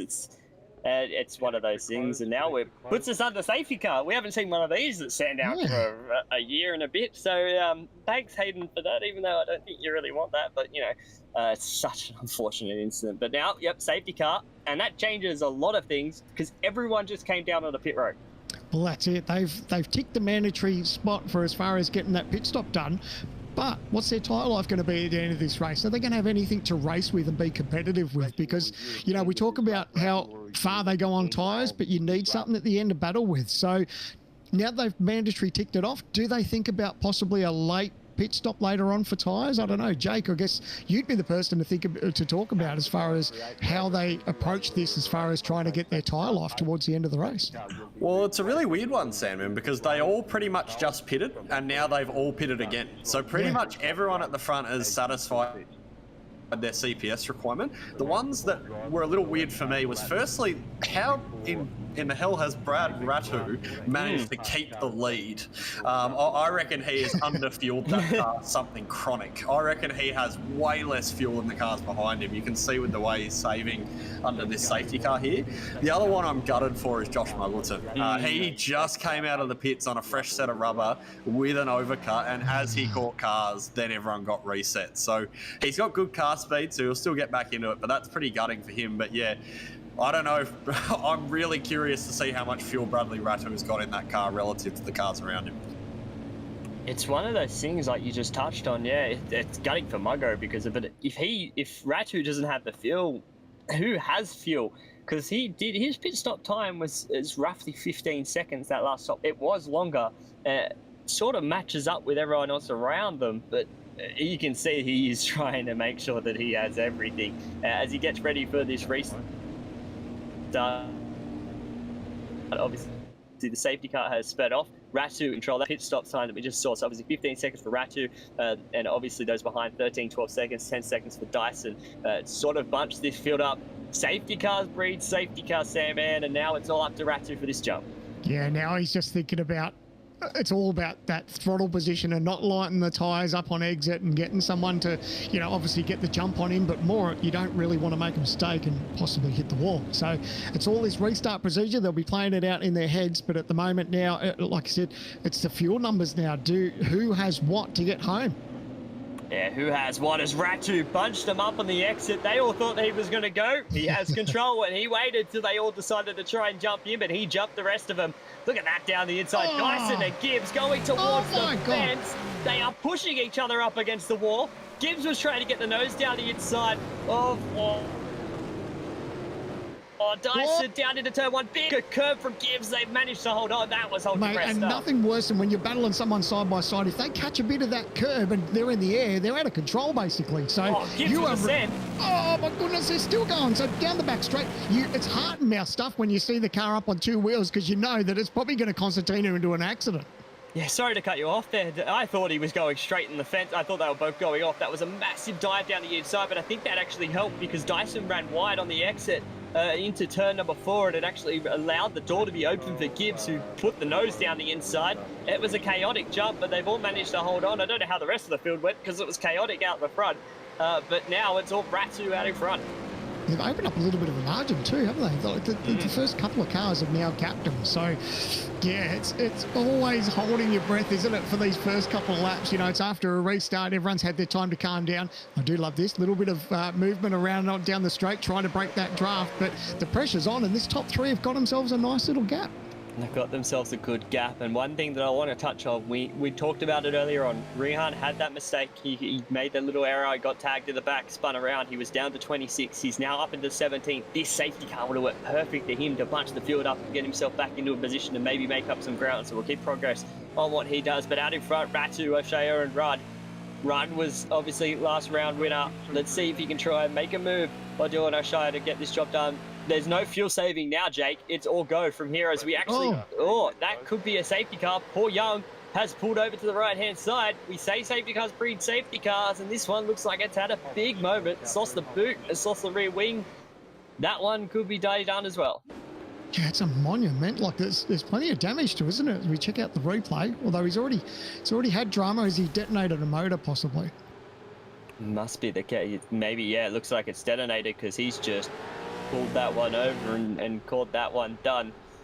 And it's hard in one of those positions, Jake. Sometimes you can't make it all the way back to pit lane. Yeah, I don't know why the safety car isn't out yet, to be honest. This car is parked in a pretty dodgy spot in one of the higher risk parts of the racetrack. I don't know what's going on there. I think they're just waiting for the leader, maybe. Yeah, possibly, but nonetheless, if there is a safety car, that solves all of Brad Ratu's problems, if he did have any problems. So that's the one that's really interesting for me. I bet he's praying for it. He saw it. It was like, I want that now, please, thank you. It will help me out a lot. Maybe they've all just tried to get around. I believe this should be a safety car. It should have been called right now, I believe, as the field. There it is. So safety car is out as the field will come back down to where the car is. And one person that looked like they were having a big dive there was actually Muggleton and had to slam on the anchors to not make an overtake. Obviously, once the safety car is out, field is frozen and they stay where they are as we jump onto the roof cam and watch the field fly by. It's heartbreaking, isn't it? You know, when your night's over and you're parked on the side, a safety car comes out and there's pretty much nothing you can do. It's watching your night go from bad to worse, isn't it, unfortunately? So, safety car out. Looks like everyone's obviously going to stay out. I wondered if there was a couple of people that would try and risk maybe making a pit stop, but everyone pretty much up the front, they're going to stay intact and see how this all plays out. But lap 35 to 65, it's not over yet, boys. There's still a lot to play out. There's still a lot to play out, and I think we're making up for our safety cars from the Enduro last season. We've now got 2, so we will tick 2 of them off. We've got 2 back, so we can say we've done what nearly 200 laps around the joint, and we've had 2 safety cars. So we get a safety car every 100 odd laps. We'll go from there. That's our play from here. But while we get underway in our second safety car, we're going to go.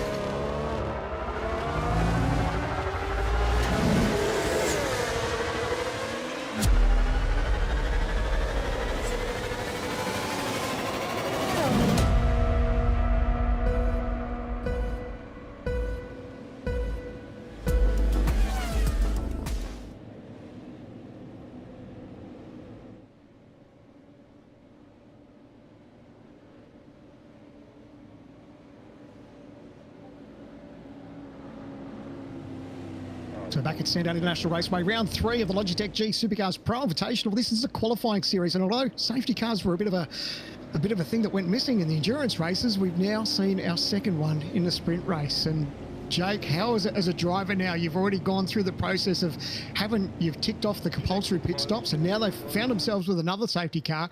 I guess a few of these guys have taken that chance to maybe save what fuel they can to definitely know that they can make it to the end of the race.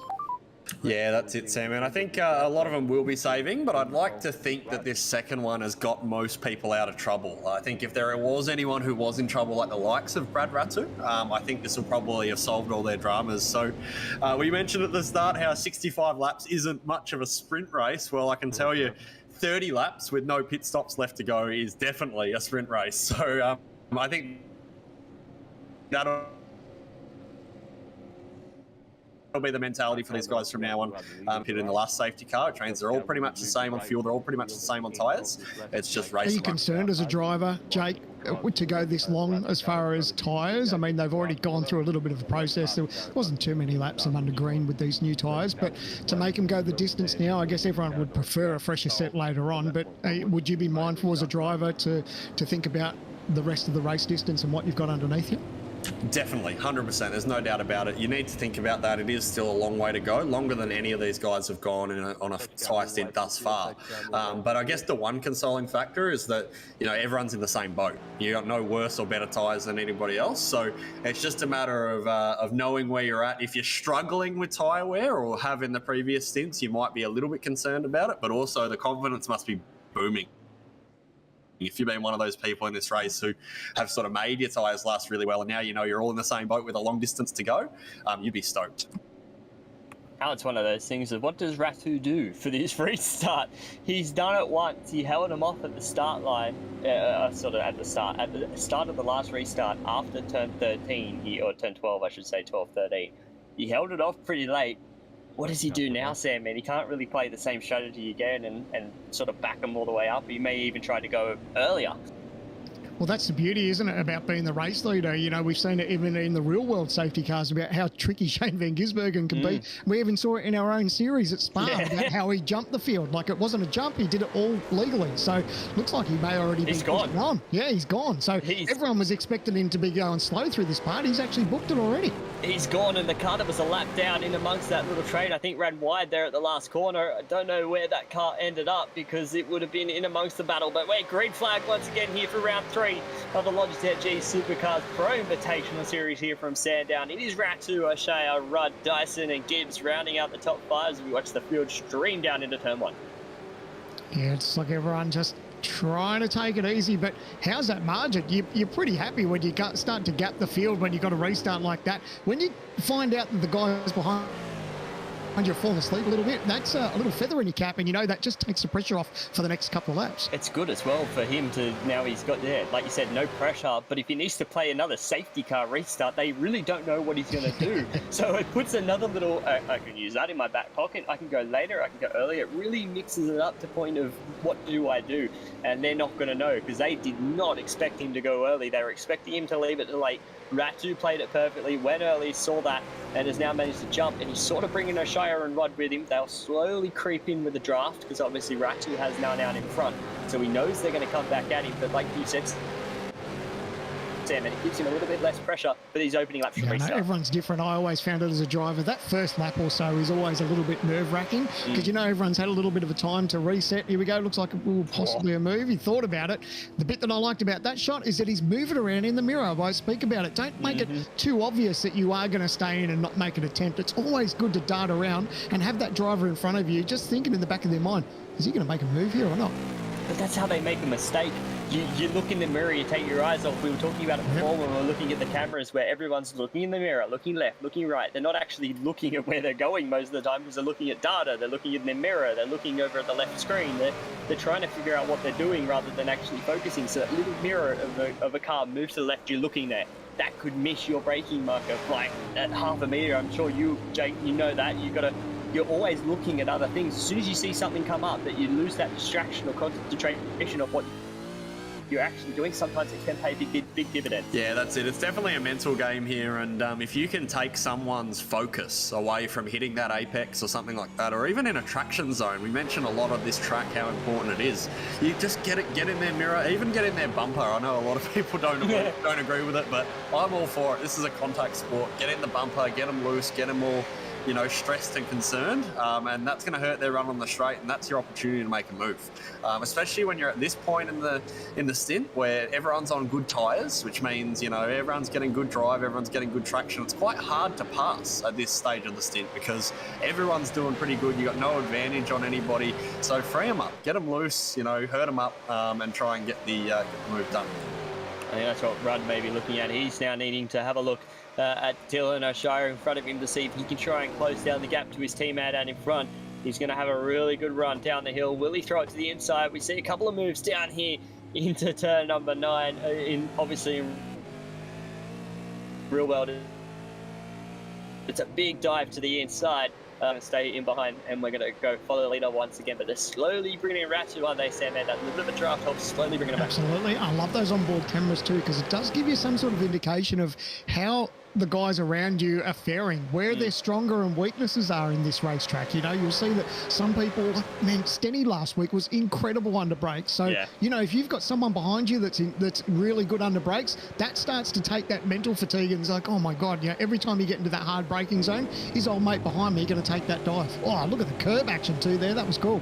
Love the curbs, love the action here at Sandown. This racetrack has always been one of those bucket list items in terms of how good racing is. It's good to have it on our surface, and now Gibbs has got Dyson in front of him. Will he try and set up a move down the hill? He's looking and looking again if he can try, and he's just sitting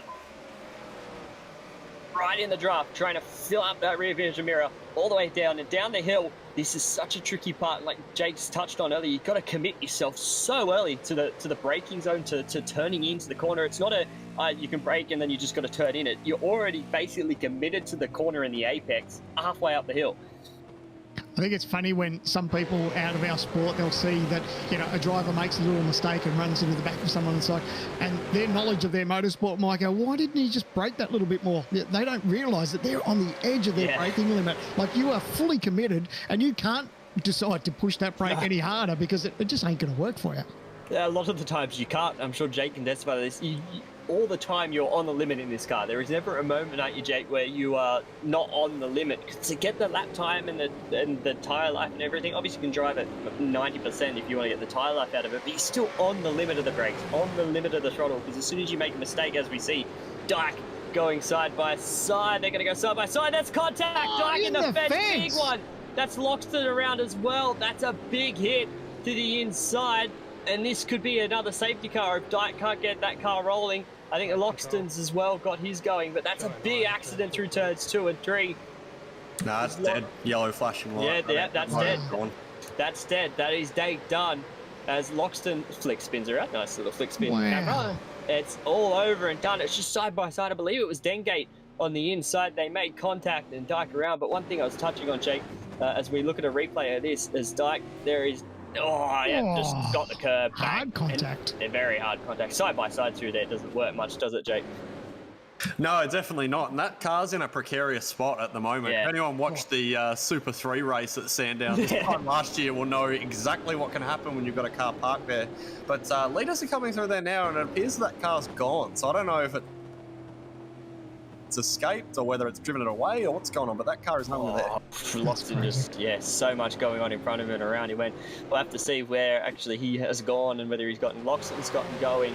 And so we believe he's gotten going, he has. So Dyke has got it going. Maybe you needed to refire the engine. Maybe it didn't die completely. You just, obviously it turned off and then he had to get the car back going. So he's done that and managed to rejoin. But one thing I was trying to get to, my point, you're on the limit, Jake, all the time in these race cars, and you can't do anything about it. Even when you have that sort of a moment and you're trying to fight someone, you can't just brake it harder because it will make a mistake.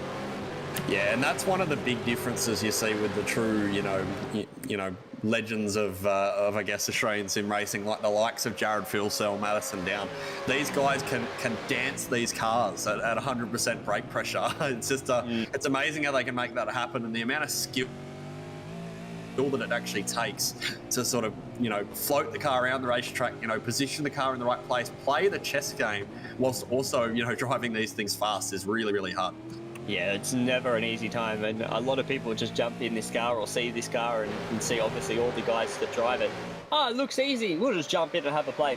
No, it's not. It really isn't. These guys that drive these cars at 10 tenths are the best at what they do.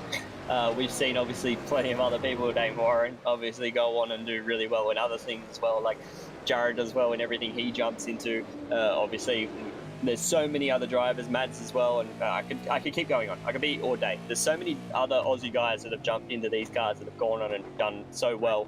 Rogers obviously is a name that I can't not forget to mention. That can just jump in this car, do so well, and then jump in everything else and be good, because this car trains you, Sam, man, to do things that are just unworldly. Yeah, and I think it's interesting getting a driver's feedback the first time that they drive these supercars. So get in, they drive it and they go, these things are terrible driving, plenty of ABS and downforce and everything else. And yeah, there's a lot of people that just scratch their heads and go, how do the guys like Madison Down and Jared Filson, all the names you're rattling off, how do they do it? How are they so quick when a car that technically handles like garbage? Yeah, it's very true. I'm sure Jake can testify that the car is not fun. I'm sure Jake would rather drive a GT3 or something else over this, but it's always. But then again, some of us are crazy, and Jake could be one of them. Are you crazy that you like this car over everything else?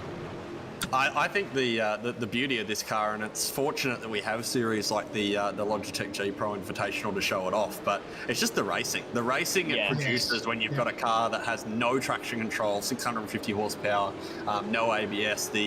Seeing these guys balance it and dance it on the limit is just so impressive to watch. More impressive than any GT3 race, in my opinion. So yeah, really, really excited to see, not just the next couple of weeks of the qualifying series, but also the kind of racing that we see in the actual Pro Series when it gets starting in a few weeks. Yeah, I can't believe that, we're getting into another season, Sam, of Pro Series action that's going to be crazy from the word go as we get back into this one. It's basically been pretty stagnant since this free start. Ratu has got roughly a 7/10 of a second lead at the moment. Michaelson's holding down P7, but he's got a couple of 9.5s in sports cars behind him, Sam, that could be want to have a little dig in these later stages of the race with just over 20 laps to go. Yeah, a little bit of a gap opening up in front of him for Muggleton, but good to see that the way his race has sort of turned around. We said that he got caught out a little bit with the unfortunate part of that safety car and missed out on a chance to get that pit stop, but bringing himself back in 7th place, I think he'll be happy with that, the way it's all played out so far. He's done a good job to keep his nose clean after obviously coming together with Dyson. As I say that, he ran a little bit wide. Was he able to keep that car on the racetrack? I think he was. No, he wasn't. He's lost the spot. He's lost that position, but he's kept going. He just lost the one spot, but out in front. This is the battle for P2. A shy run, as I say that, it's still going on. So he's lost a couple more. There goes McNamara. Johnston to the inside.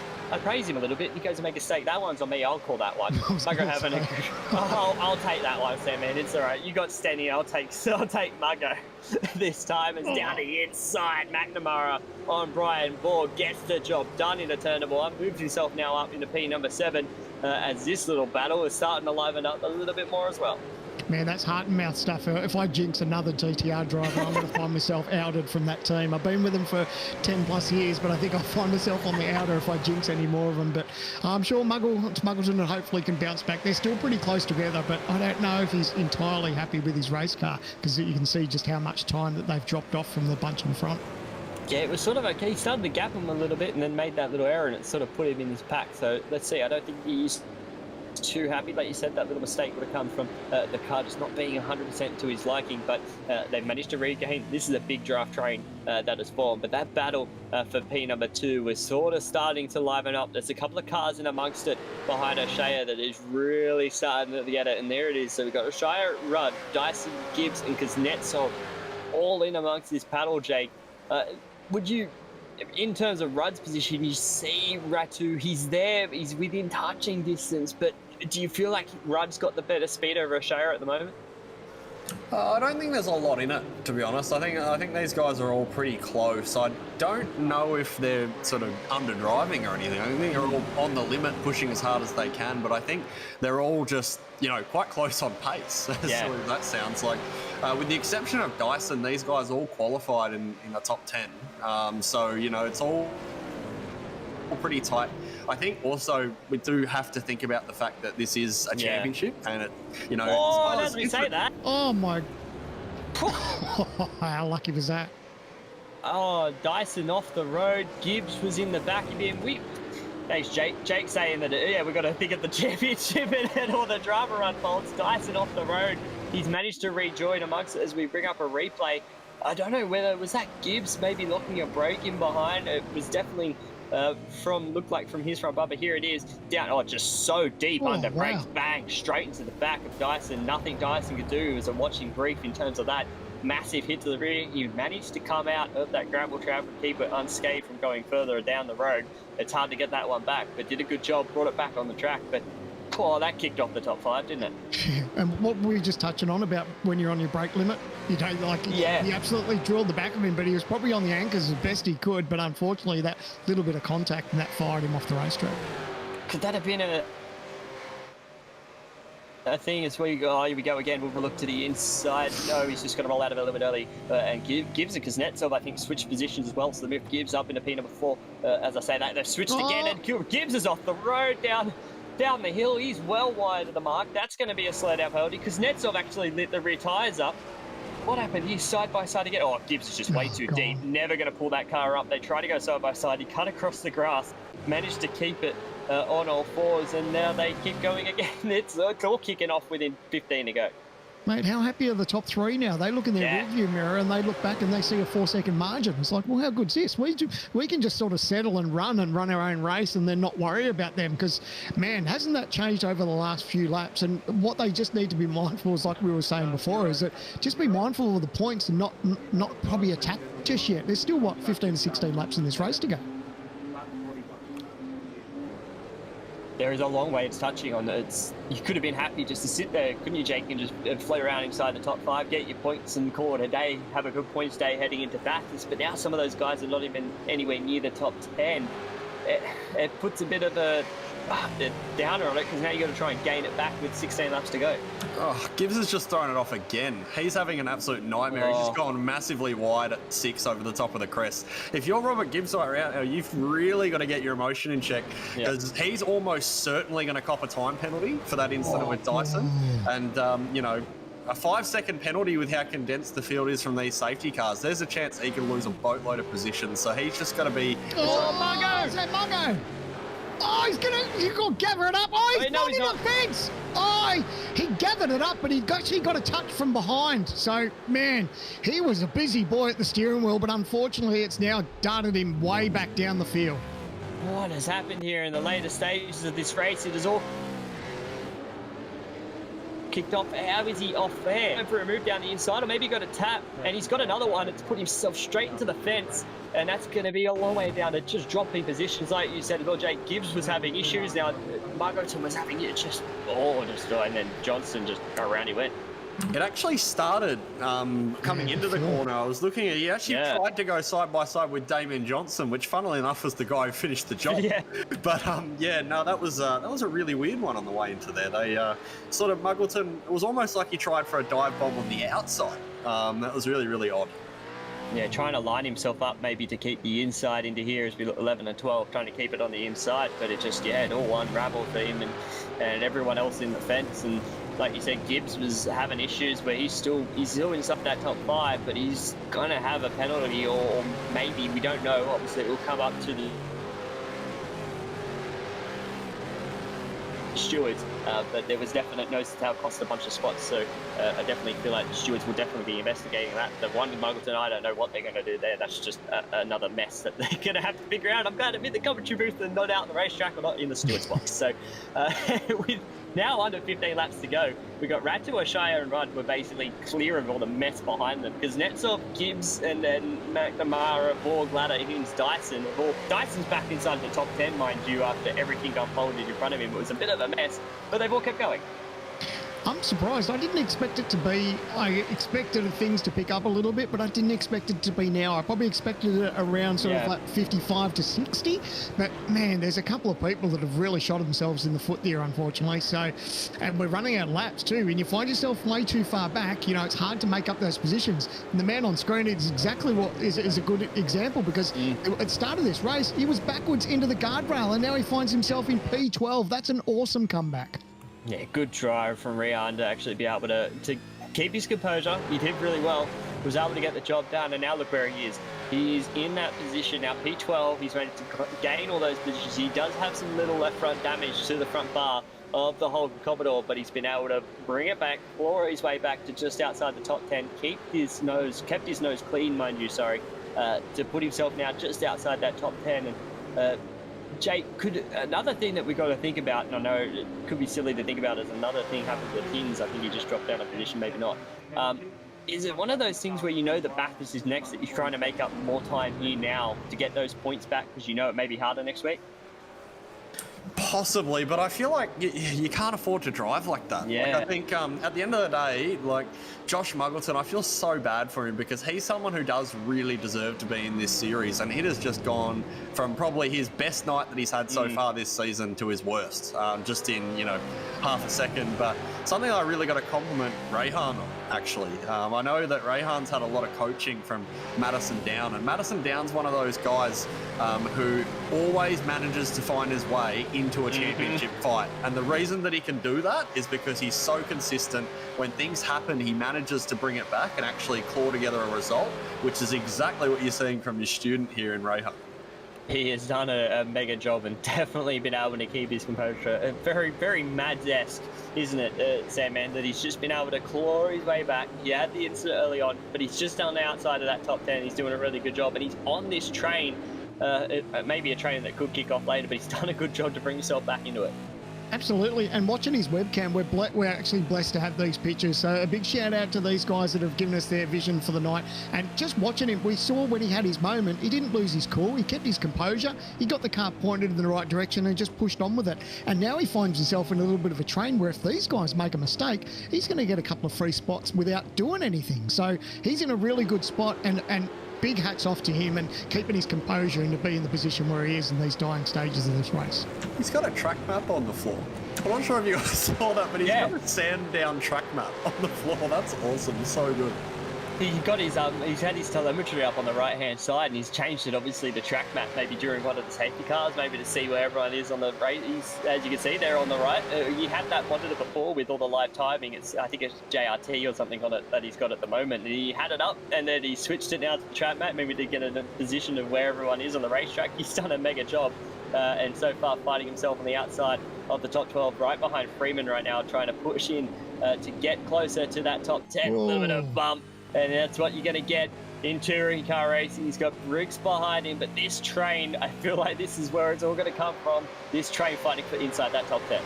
Absolutely. They'll be well aware of how many laps we've got to go. They'll see themselves in a position, and it's easy to get sidetracked too, because you know when the cars are so bunched up, as a driver, it's easy to get sort of the rose goggles over your eyes and just think, well, I'm just going to go for position because there's a couple of easy spots just in front of me, but it's not as easy as said and done as far as just trying to make up one or two positions.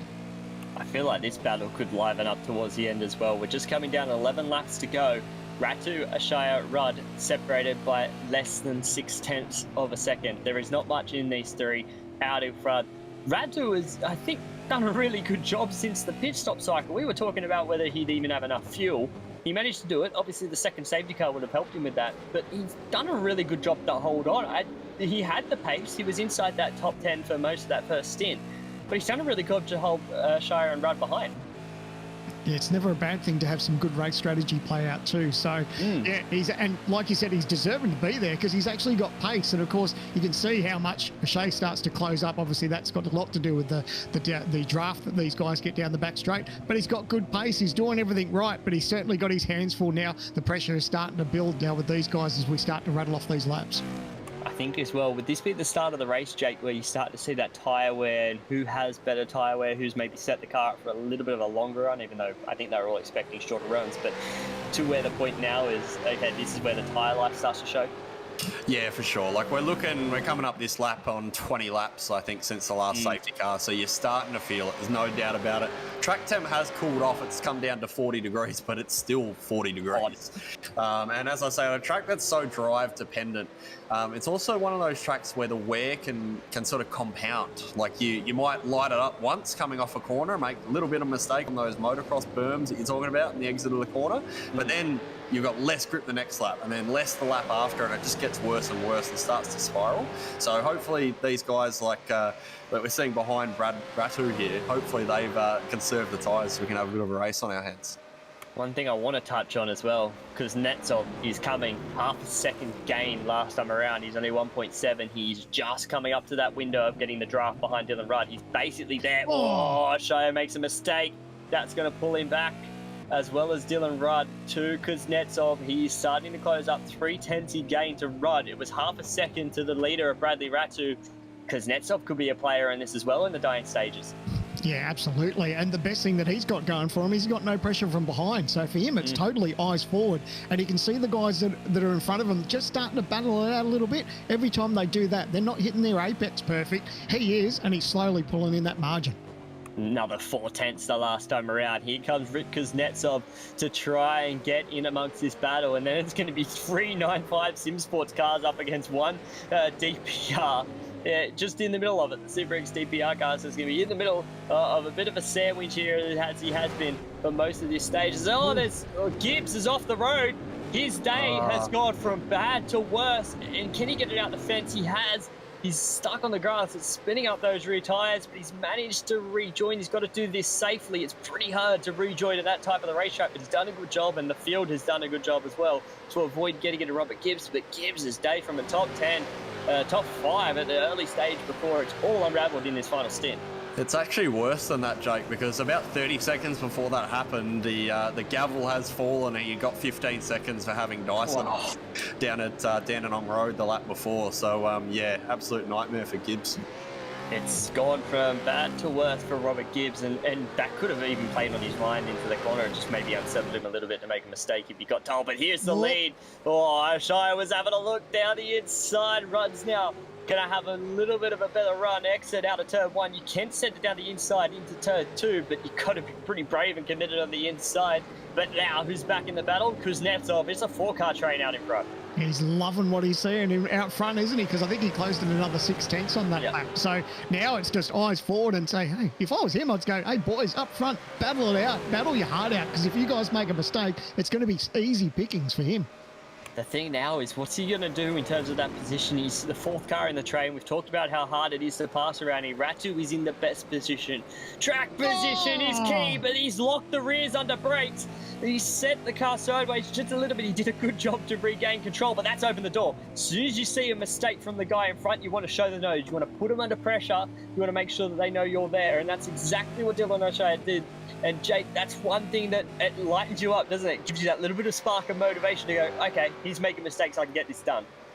I think the best example of that's Kuznetsov. He's here now. We were just talking about how he was gaining half a second.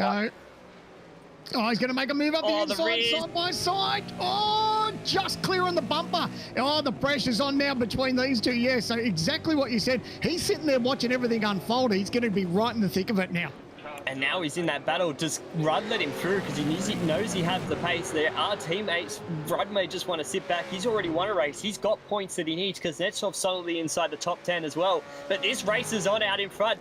They're blocking already. Ratu down the inside. He's going to cover that line of Shea all underneath the rear wing, giving him basically the bump draft all the way down the back straight away. The top 4 in a fight. This could actually bring McNamara into it. He is 5 seconds off, but the fighting is fierce out in front. Guys, I'm worried about this pack. I think I'm just waiting. I think it's like a storm that's brewing. You just don't know what's going to happen. But you can now see that they're just using up whatever tyres they've got. But they've got to be careful because, Jake, it's easy, isn't it? When you start getting these tyres and they start spinning on exit, if you overheat them, it's hard to get that traction back, isn't it? Yeah, like I mentioned before, it's sort of a compounding penalty that you pay from lighting the rear up, because then it becomes harder to put the traction down the next time round, and then it just gets worse and worse. But the other thing is, I think I could be wrong, but all 4 of these guys are having a relatively good run this season. So you need to ask yourself, if you're someone like Rick Kuznetsov, do you need to take the risk? Is it worth trying to go for third with the risk of having exactly what we just saw happen to Robert Gibbs, another guy who has had an exceptional season up until right now and has one thing go wrong that just completely ruins his night? The other thing as well you got to think of, and I'm going to go the other side of this coin, is I've already had a really good first 2 races of the season. If I have a battle, I got 5 seconds behind me to the next car. I may lose 5 seconds, but I may not lose a position. So how much am I going to lose in having a dig? It's sort of one of those positions now where these guys are so solidly inside that top 5. You're right, Jake. They could just go, I'm solid. I just need to make sure that they get through this week, and then I'll just go all out at Bathurst because I've already had 3 good races. But these guys might think, well, I'm not going to lose much, so let's have a dig now. I think that's playing on their heads a little bit too.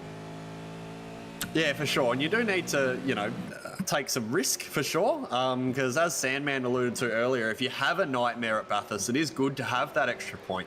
Those points do make a difference. But again, at a track like Sandown, this late into the race on old tyres where everyone's running low wing and that sort of thing, the risk of a crash is very high. So it's just, do you want to take that risk for potentially not a lot of reward?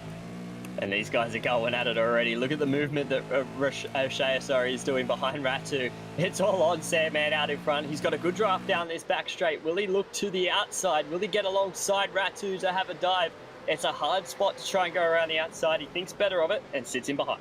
I was going to say he's a braver man than I to go around the outside there. I wouldn't be doing it, especially the position he's in. You don't want to throw away P2, but he has to think about whether he's going to have a crack, because obviously he's got that pressure behind him, and all he can see is that Ratu is moving around a little bit on the racetrack, but he can see that Rudd is in his mirror. And have we got a little bit of traffic in front of these boys? Is that what I saw?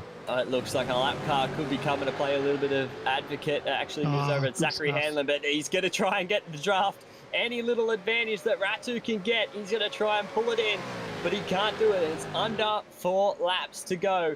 Now with Ratu out in front, Ashire in second, Rudd and Kuznetsov, the top 4, separated by a second. Jake, you said earlier you want to be P2. Do you want to be P1 at this stage now? Oh, I think so. Definitely at this stage in the race, when you know you've got the fuel, you want to be in the lead. There's only 3 laps to go, which means there's probably only 6 easy passing spots left on this lap, which means you park that thing on the white line and you win this race. So, yeah, definitely want to be in the lead at this point. There's no doubt about it. I think that's what Ratu's happy about right now, that he's actually been able to get that track position after through the first 2 safety cars. He played the master stroke, really. It was all came down once they get close. It's always a hold your breath and go, how are they going to make contact into turn 9? But it's one of those things where you go, he played the master stroke. He did the short fill early. He got just put 10 pit stop time was short. And then the safety cars played him into this race, and he's done a good job to hold on to the lead right now. Coming up to lap 63 of 65. 3 laps to go for the guys out in front. This is Rehan looking to try and get back inside the top 10. Look at these guys moving around. That was actually Rudd. Looked like he was going to maybe make a move on Ashire into P number 2, but he's going to give him a little bit of a bump on the exit and sit him behind. Oh, it's heart and mouth stuff here, especially when you know what's on the line. It's like, yeah, you're having a crack for a possible win, but man, if you throw it away and you end up backwards with a couple of laps to go, you're going to be absolutely devastated.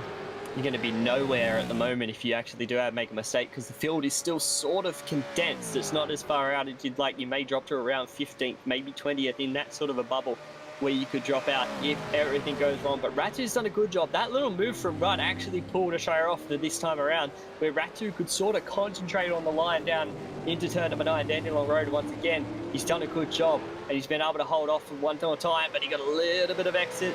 He got a little bit unhappy on the throttle. Now he's going to fight it off down into turn 11 and 12. Ashire looks like he could be trying to set himself up for a run into turn 1.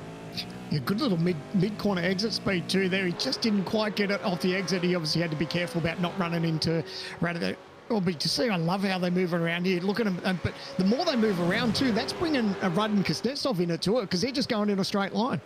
They're just going in a straight line while they're still wiggling all the way down the front straight away. Here he is. He's going to have the overlap. It's going to be on the outside, but down the inside goes Rudd.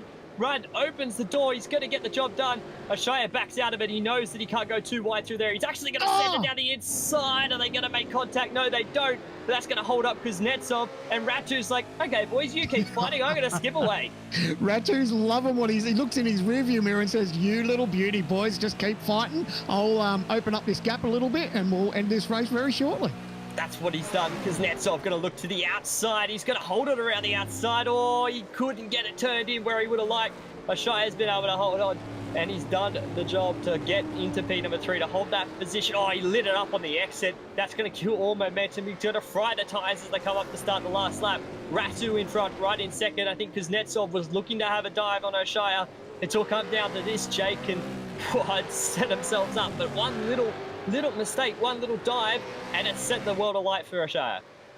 That's it. 30 lap old plus tyres now as well, Jake. That's a huge thing to consider, and I think we saw that there from Dylan O'Shea. He's starting to lose the rear. You can see he's making mistakes on account of the tyre. He's just got to get this thing home at this point. Just needs to hold on to P number 3. He's done a really good drive so far, holding down second, tried to go for a move. It didn't work. Rudd filled the door, and that was all he needed to do. And now he's just going to try to look at Kuznetsov sliding the rear tyres. You can tell they're all on old rubber. They're all blowing the tyres off of this one. Sam Manners, Ratu in front for the final time. He's got a good gap over Rudd.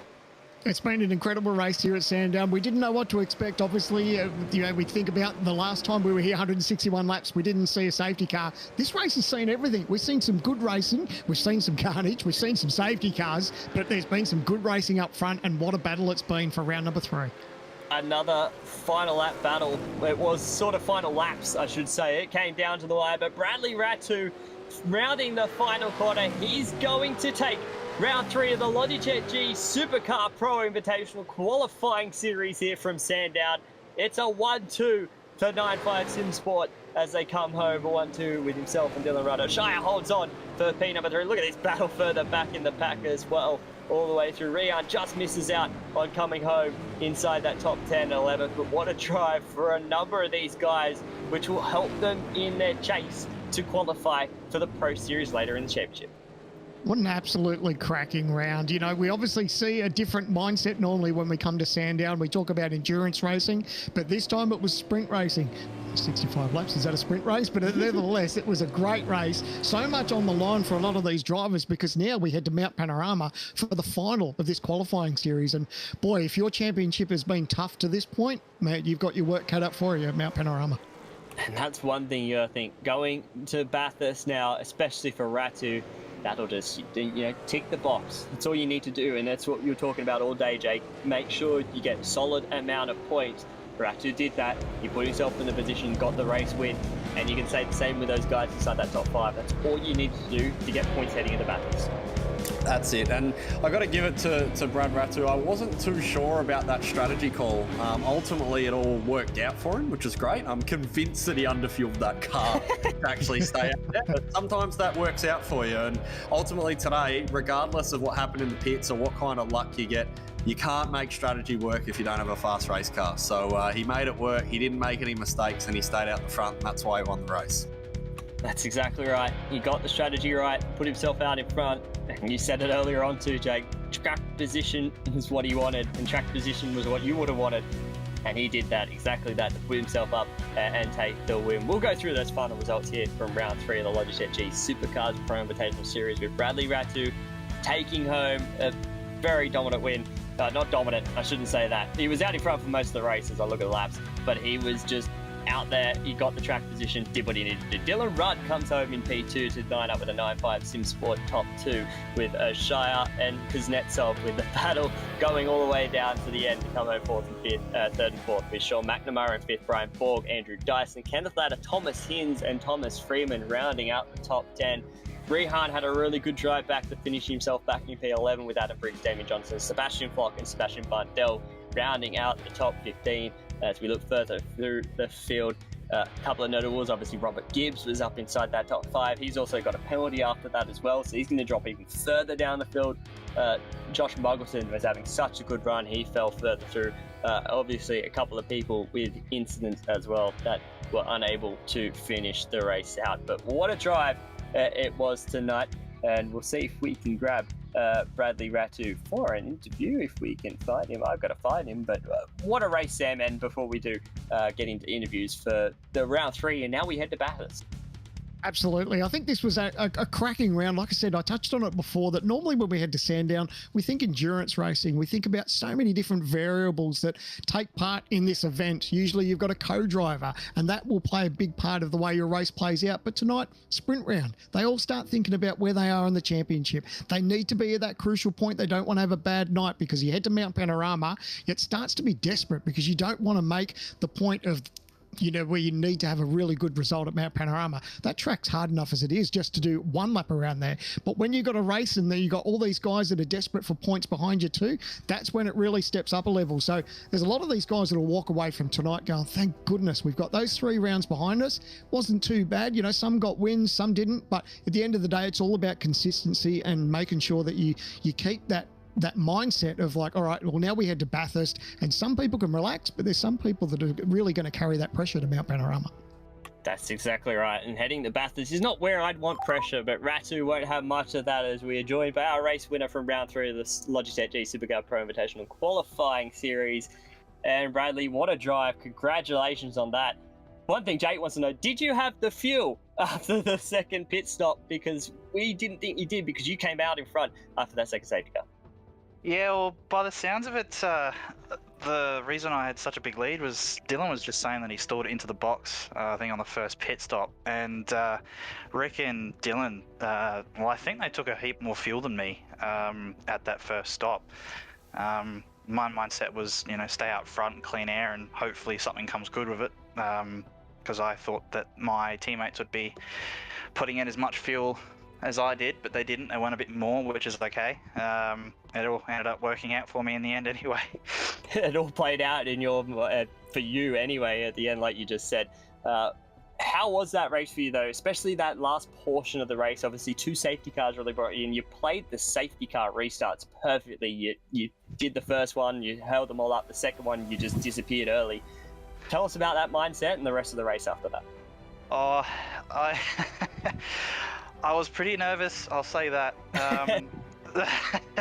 Haven't been the most prepared person in the world for these races, but I felt like if I could get good enough jump, it seemed like we had a little bit more straight line pace than what Dylan did, and I figured that it probably meant lower rear ride height, or sorry, not the lower rear ride height, just more wing.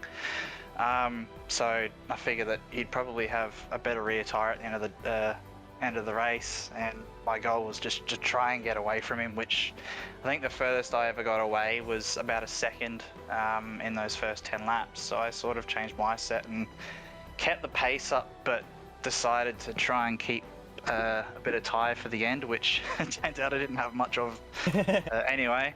But yeah, the restarts worked out really, really well for me.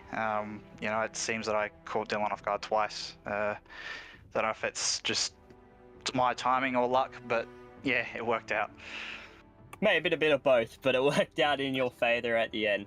But congratulations, a mega drive. It'll put you in a really comfortable spot now heading into Bathurst next week, especially on points. Any shouts anyone would like to thank before we let you go?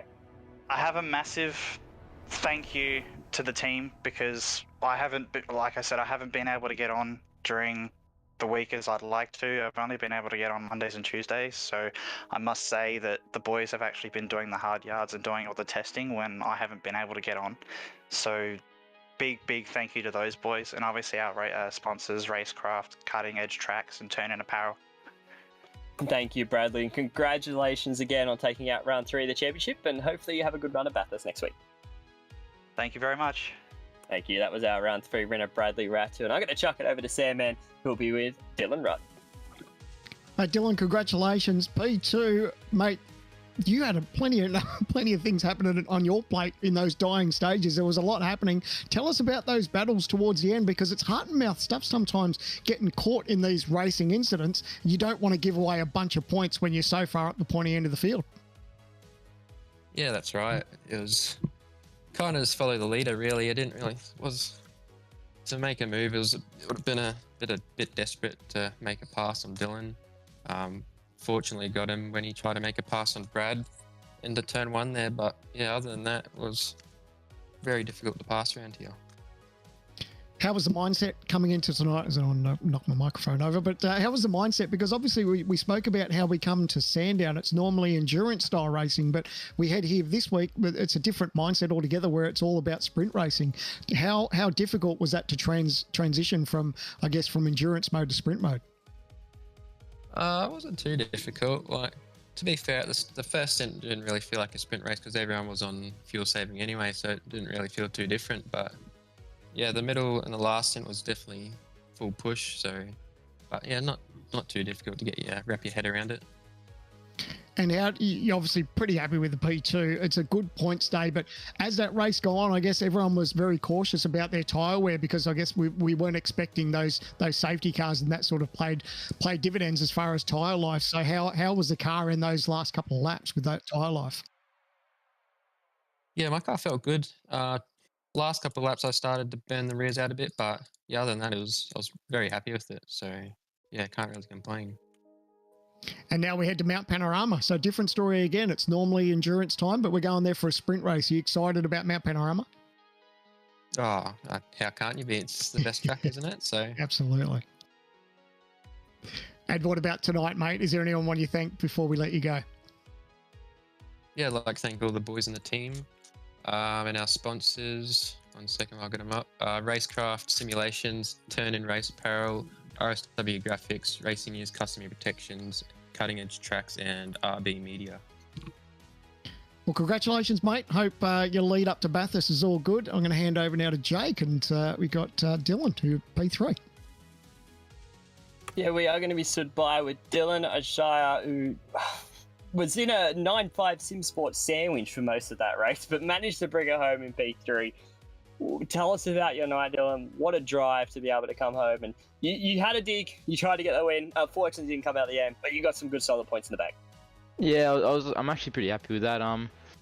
Was able to just keep the lead at the in the first stint, and then boxed for the undercut. Oh, just to stop the others from getting the undercut, because track position is obviously very key at this track. And then stalled it into the box, so I lost, I think, about 2 seconds from that, and then just had to try and dig my way out of that and try and catch Ratu, who was in front of me for that second stint, and then those safety cars came out, and then it kind of saved me a little there. So yeah, it was a good race nonetheless. Yeah, it was a good race with those 9.5 SimSports guys. Just had a good race. It was good fun, yeah. It looked like a really good race actually out there among all of you guys, especially hard fought racing all throughout, but you guys did a really good job to keep it clean, obviously, and not end up off the racetrack like a couple of other people further back through the field. But tell us about that little mistake in the box. Was that all it cost you to put yourself in traffic? Because we saw you come out in traffic and we're like, that's not the right call for these. Put yourself right in the middle of traffic. Those 2 seconds cost you and put you in that traffic? Yeah, 100%. I was told that I was going to be in clean air, and then when that happened, just threw it away. Threw it away a little. So, but I mean, that's all right. You can't be unhappy with that though, considering your race pace was electric. Your first stint was really good, then obviously the little mistake, but you were still there at the end and put yourself in that position to be able to capitalize and get some really good points. Yeah, definitely. I think the Rudd and Kuznetsov were definitely quicker than me, but was just able to keep Kuznetsov at least behind, and just finished third. How do you feel heading into Bathurst, though, for the final round of the championship? Obviously, this will put you in a good stead in terms of points, but how do you feel about Bathurst? Obviously, it's our crown jewel, but to go sprint racing there, it's a different beast. Yeah, we've done a few laps there with the Bathurst 1000 last year, and then a couple of other league races this year, so I feel like we are prepared and ready for next week. So I'm confident we're going to get a decent result and to keep us in the top 20, that's for sure. That's all you guys need to do, getting that top 20 to get into the Pro Series later on in this year. But congratulations on a really strong showing tonight, Dylan. Any shouts anyone you'd like to thank? Yeah, just quickly, thank you to our team sponsors, simrigs.com, Southwell Lifts and Hoist, Ben Max Mechanical, Phoenix Smokers, and MP Designs. Thank you, Dylan, and congratulations on the top 3, and hopefully you can have a really good song run next week about this. Cheers, thank you. Thank you, and that will round out our podium finishes tonight. and what a showing from everyone. It was such a good race throughout. And now you said to Bathurst. It's unreal, isn't it? A different mindset again. You know, we touched on it all night about the transition to Sandown and how that mindset changes. But when it to Mount Panorama, there's going to be people that walk away from tonight. They're going to be pretty chuffed with their result. They know there's going to be a lack of pressure going there, but there's other drivers that are going to be like, my goodness, everything is going to come down to racing at Mount Panorama. And that, like I said before, it's tricky enough just to do laps around there as it is. But when you're in that pressure cooker situation and you know that they're running out of laps, that's where it's going to be really tough for these guys. But that's all about how this series is. It's only a 4-round series. These guys are in these pressure cooker situations because if they can survive and make the way through this and progress through this series, they know they've got their work cut out for them, and they'll obviously be able to bring their best foot forward when this series goes proper later in the year. And that's exactly what they need to do. Heading into the rest of the year, it'll be good for them now to get that little bit of a momentum, especially with Bathurst. It's such a big track. You have a really good, strong ride. I'm sure you can vouch on that as well, Jake. You have a good, strong ride at Bathurst, sort of sets yourself up for a good rest of the year.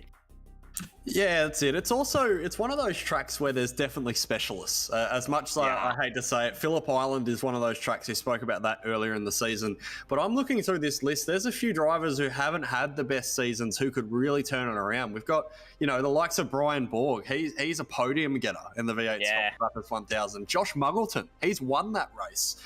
So these are guys who are very experienced, have raced Bathurst since it came out on the service since 2013. That's really going to make a difference, I think, in this last race, and a race that's really going to matter in terms of getting your nose into this series.